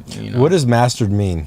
It's like if you're in a video project, like doing the color correction, like it's like the polishing, finishing touches. There's like an engineer like who will record you. The engineer will record you, make you sound as good as he can doing there, but then you send it off to someone like John Bryan, a great master, to make it sound full in the car. When they say you got your masters, that means you have the final, but does that mean you have the before project before you send it to the masters? No, that's a different type of master. Yeah, masters and mastered. Well, master the noun has been mastered and such locked. Yeah, this guy's grammar. Yeah, I love it. Yeah, and the mastering engineer, they'll make it sure it's like all the same volume. So if you're flipping through Spotify, it's not like one song is quiet, one song is loud. And they do quality tests for cars, earphones, and make sure it sounds good in every spot. If you ever hear a song, if you turn it up really loud, like the vocal sounds it sounds bad. They that gotta was make badly sure mastered. that on every device it's gonna be listened to. Right. It's gonna sound kind of like a photo. Like the photographer would be like, "Oh, let me edit the photo." Yeah, that's the final. Kind of, but that's like the mixer, because someone will mix it too. The recording engineer will record it. Then the mixing guy will be like, "Okay, the trumpets need to be louder here. The guitar come in." Yeah. Then they send just like a stereo file to the mastering guy, and the mastering guy will just hear the stereo file and just give it a little more bass or a little more volume or whatever it needs. Okay, I got a couple questions. Like, you're such an easygoing, laid-back, nice guy. Thank you. But have you had any, really intense rap beefs, like feuds? I think back in 2018 when I was, again, off my shits, I feuded with this Canadian rapper named Killy. And we just, went back and forth through various social media outlets. And then I had a show in his town, and he actually ran up on me. But my security diffused the situation. But other than that, no. And everything's cool. Everything's cool with him now. Yeah. No. He probably still hates me. But I'm trying to go on this whole peace vibe thing. I have nothing against anybody. He probably still hates me. Killy, I have nothing against you. It was a different time. I was a different person. And other than that, Killy, he was just a kid. Yeah, but other than that, Waka Flock and T.I. were coming at me on Twitter after the Tupac stuff, and but it's all love. I have nothing against anybody. I'm trying to really, trying to change for the better, and I have this sense. I love the word clarity. I really do love the word clarity, and that's what I feel like I have right now, and that's why I feel like I'm doing so much better. Good. Yeah. Man, I have a question. So the when the album's finished, it's launching September 6th. Yes. When the night before September September 5th, and okay, we're gonna blast it out at midnight. Oh well, But- is it available for pre-order already? Not yet, but Okay. in a week it will be though. So Okay. so then okay, do you gather up all the pre-orders, or when you hit play, it goes to Spotify, Apple makes records. It like where does it go as soon as you hit play? Is that like the release date? How can people cop it? Like are people still buying albums? You usually put a link tree in your bio that will direct it if you want to listen to it from the YouTube or Spotify or Apple Music. You make that link tree and in your bio, so you click that, and then if they would have Spotify, they'll click the Spotify one. If they So have when you YouTube. launch it, you drive all the traffic to your page, and then they can go wherever they want from there. And we promote it on my page, like so much, just driving the traffic through. Makes sense. Get big, pay a Spotify playlist to get it on New Music Friday, the hottest playlist. Get it on big like at Rap and Double XL to post like Xan drops new music. Do you do you have a date the pre-order will go live? I do not yet, unfortunately. We're still working on that. What's a good number for a pre-order album like to buy? Like when you're like, oh fuck, like is it gold, platinum? Like what are those? 100,000. If you sold 100,000, is that units? good? Yeah. Oh, it's not gonna sell 100,000 units because I've been away for so long.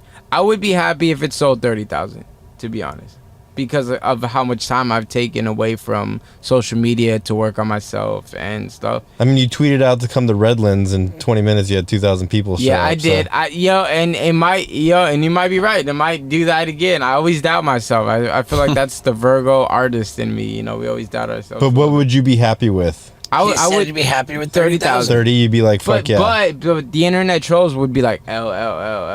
It's like, well, you guys don't understand. I haven't dropped anything in 4 years. I've been absent from social media. 30,000 would be amazing for me. But you're And- not saying 30,000 streams. No, saying units. 30,000 Yeah, you- like bucks units yeah, sold. yeah, for the yeah, album. Paid, yeah, like, yeah. Oh, oh, there's a difference? And, Oh, yeah, units. streams, And yeah. on top of that, like I said again, it's not even for the Scott. money for me. It's for just to show them an Yeah. an evolved Xan Yeah. or Diego. Yeah. I mean, it's crazy. Like music videos, it's like, oh, that music video is sick, and you look at it on YouTube, it's got like 800 million views. It's like people love fucking music. They love music videos. Yeah, bro, music. Maybe this is biased because I know some people that don't actually listen to music or they just listen to top 40.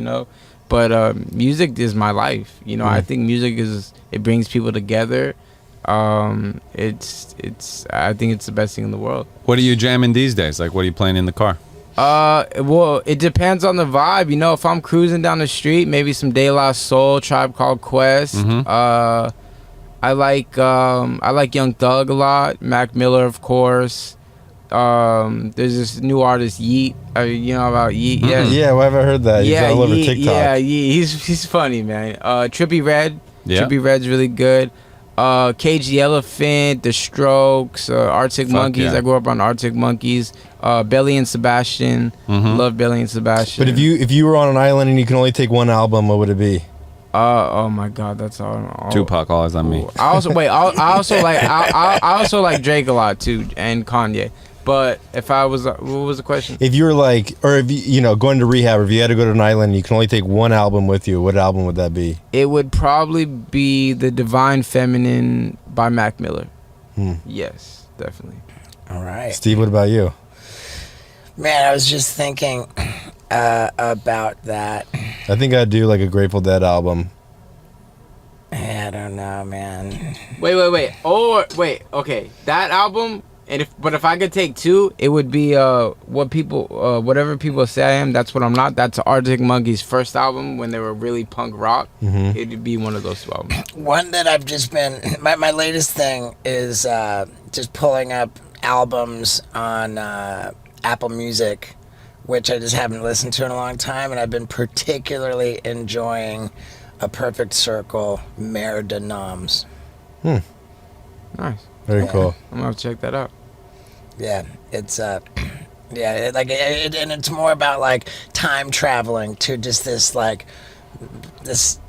period of my life where it's like, whoa, Yeah. because that's really what music is. Music is something that you Escape record. reality. Well, it's like an album is like a blank canvas, and as you listen to it, you record onto that canvas that period of your life. So then years later, if you hear that music again, it takes you back to that period of your life. Nostalgic. Like nostalgia. You fuse your moment in your life with this soundtrack. I like that. I've never heard that expression before, but I actually really do like that. Yeah, and people ask me like what kind of music I like, you know, and you know, I've always said that I feel that music is not as much to be liked as it is to become familiar with, because as you become familiar with it, you fuse your own experience with it. And so you have that identification with it. And so it's less about how much you like the music, and it's more about how intimately attached to the music you are. So experience of music is more about just your familiarity with it. I like that. I feel like I relate to that on the Gorillaz album Demon Days. Yep. Like the song Demon Days, and the one that I forgot what the first one, but it leads into Demon Days. Like, you just it means something different to everybody, you know. Like, I don't know, you described it better than me, bro. I know what you mean, but yeah. The other thing too I always like to say is that music, I feel, is like food. You know, you don't always want to eat fucking donuts, you know. Like, sometimes you're in the mood for sweet food, sometimes you're in the mood for chips and salsa, like sometimes you want to fucking like you want to change it up. Yeah, like sometimes you want donuts, sometimes you want Butterfinger, sometimes Reese's. But that's the problem. That's the problem too with me too. Sometimes I catch myself just keep listening to the same 10 songs over and over again. My highest goal in life, as it relates to music, is to commit myself to listen to one album and nothing but one album on repeat over and over and over for weeks on end, so that I've invested this portion of my life in that music, and then when I hear it years on down the road, it'll take me back. I wanna like fuse where I'm at, and I just don't do enough because I keep living in the past by time traveling to previous points in my life. Like that nostalgic feeling. I like that, man. I'm resistant to new music, and I wish I wasn't so resistant. But every once in a while, like I ask someone, "Hey, what's a great album from start to finish, so I can just listen to nothing but that?" Yeah.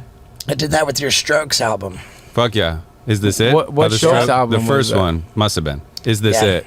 Oh, is this that, it? I think that would be what I would take album to the island. We did it again with the Yeah Yeah Yeahs. Remember when we just Fever listened to to it Tell over and over and over? Yeah. When I was like, this is like, you're gonna love this album, but then you're like, play it again. And I was like, we listened like 5 times. That is like, a really good album, though. So good. And you did that with Maggot Brain, I think, too. The Funkadelic I did that album. with Maggot Brain. Jonestown Massacre. Yeah.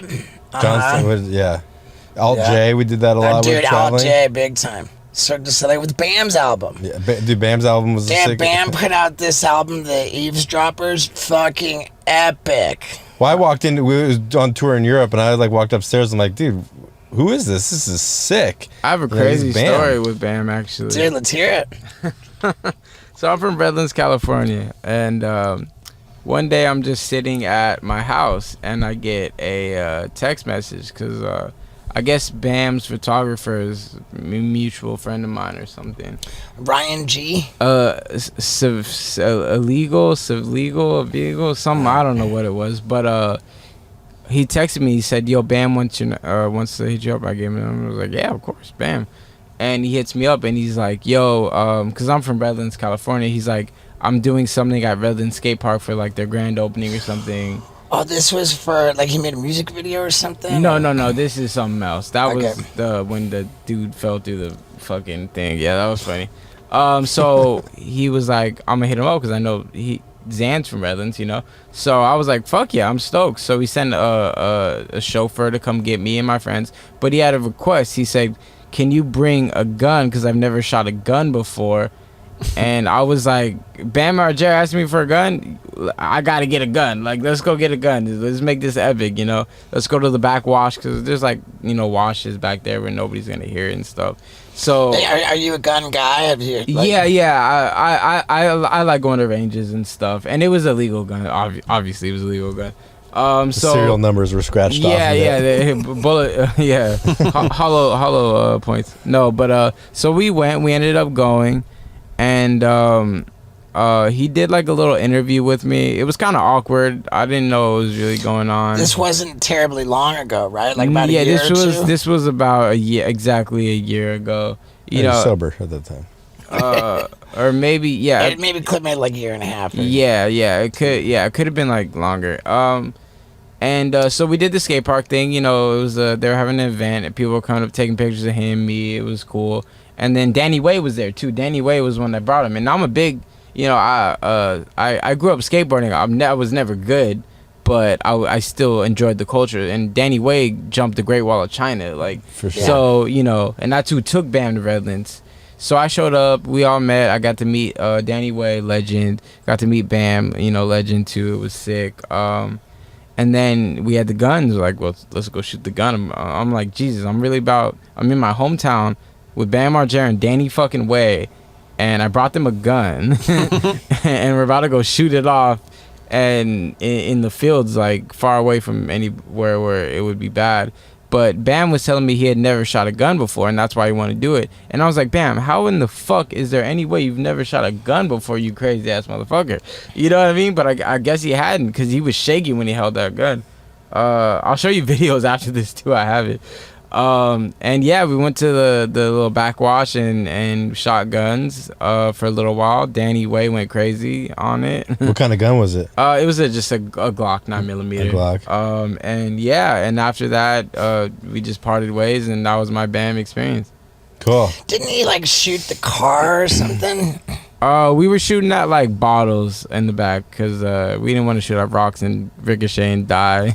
Why did you post? Did he post on a story one time? He got I don't something know. about a car. He got his car stolen. That's what it was. He got his car he stolen. was telling me about that. This was also right after his Bentley was stolen and crashed. Yeah, so he was telling me about that stuff too. Mm-hmm. Yeah. Yeah, it's a pretty gnarly situation, man. Yeah, I'm slightly familiar with it, but I'm not, you know, obviously too familiar with the whole situation.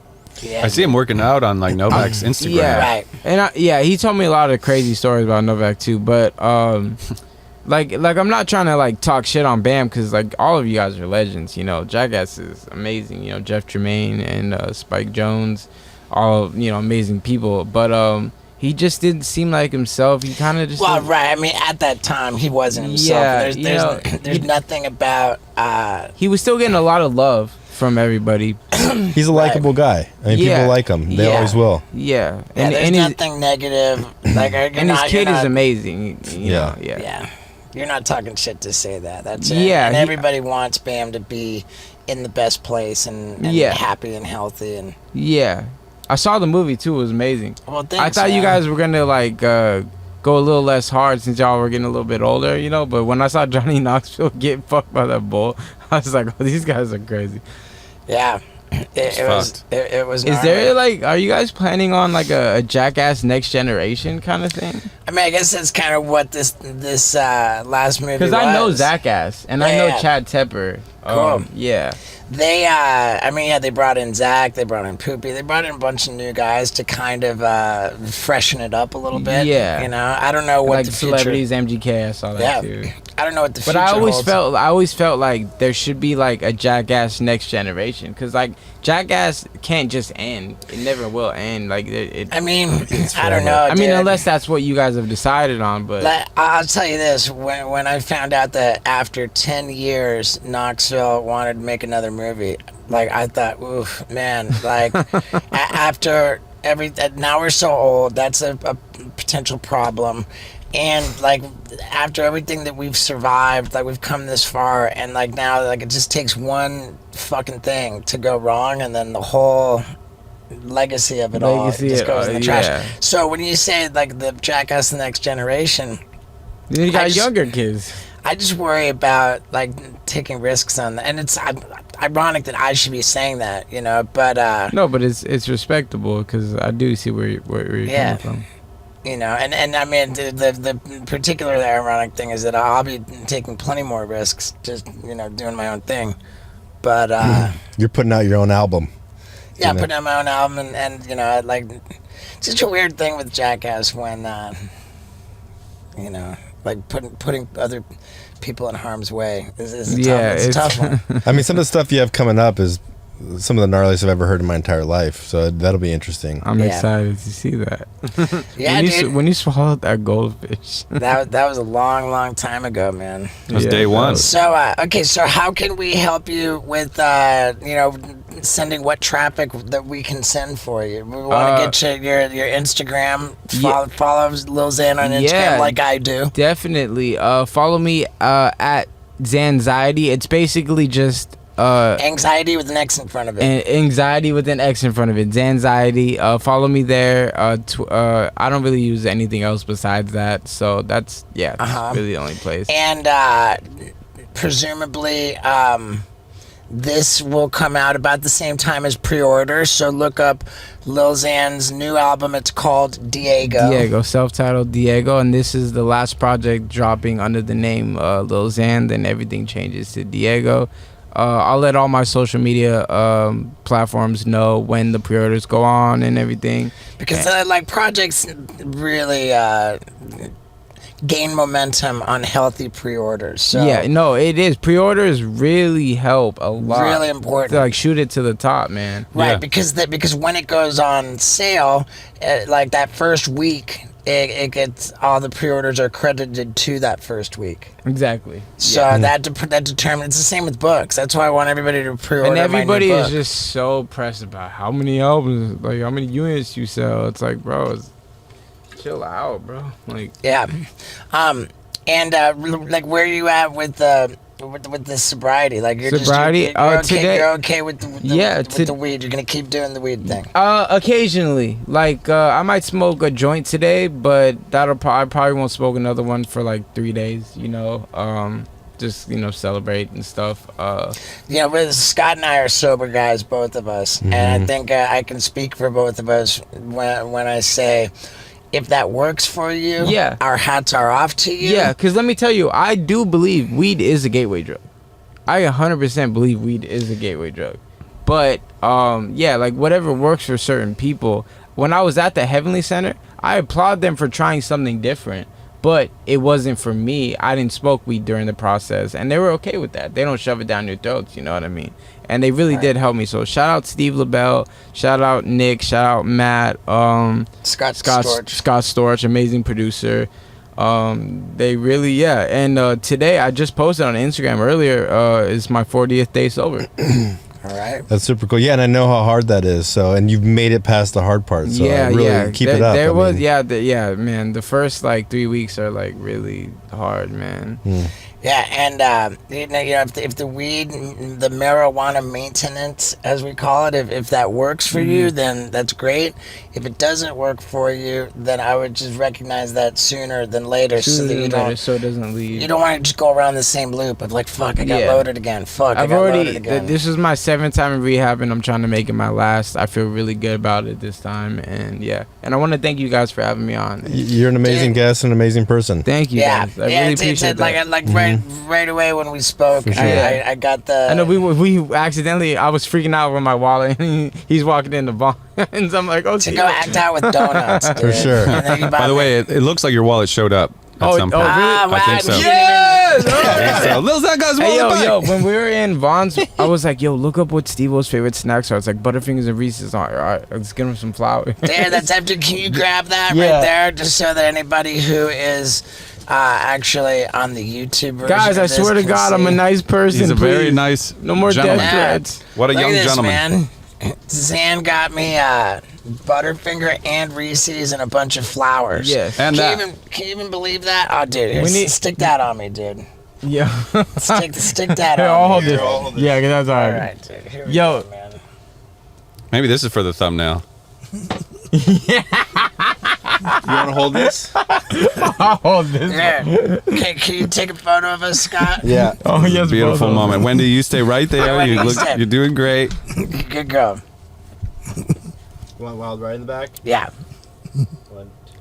All right. So for people just listening, we're getting a little photo shoot here. Steve's got the Lil Hold on. Xan Okay, that was beanie good. on. We got That the was flowers in the middle. We I got think Wendy. Yo, can you Just go to send that YouTube to for me? that Yeah. shot. Let me hear. Yeah. Let me Pretty hear. insane stuff. But yeah, man, dude, I'm rooting for you, bro. Yo, thank you so much, I'm- man. I appreciate you guys, man. I'm rooting for you. I want this next album to bring you back to the full splendor of your It's gonna be of your splendid. peak in 2018. Yeah. And I really want you to stay sober. Yo, I promise. Yo, I got this, You man. can't promise, dude. That's the definition of addiction. Is that Okay. that, Yeah. You know. Okay. Well, I will remain sober. Okay. Today. He's like, where do I put this shit at? It's all good. You man. want to Thank airdrop it or you want to text it to you? Thank you, Lizanne. Now tell me, how can you not be rooting for that kid after listening to that podcast? I mean, what a likable dude. I'm rooting for him, man. Like I said, I hope that this next album he puts out is an absolute banger. I hope it smashes. I mean, and you know what? I've said it before and I'll say it again. I appreciate the fuck out of you guys who stick around to the end of the podcast. I've said this before as well, that more and more when I'm on tour, meeting people at my shows, people are telling me, yo, dude, I'm street team. And I love that. So let's go full street team on this one and give Lil Xan some love. He's like, since we recorded this, he's posted about it on his Instagram like 5 times or something, and it's not even out yet. So he's stoked that he's on the Wild Ride podcast. Now I'd love it if you let him that you're stoked too. Let him know. So yeah, grab a screenshot, post it up, tag Lil Xan, give him some love, and let's all root for this kid to really have a redemption. Thank you, and lots of love.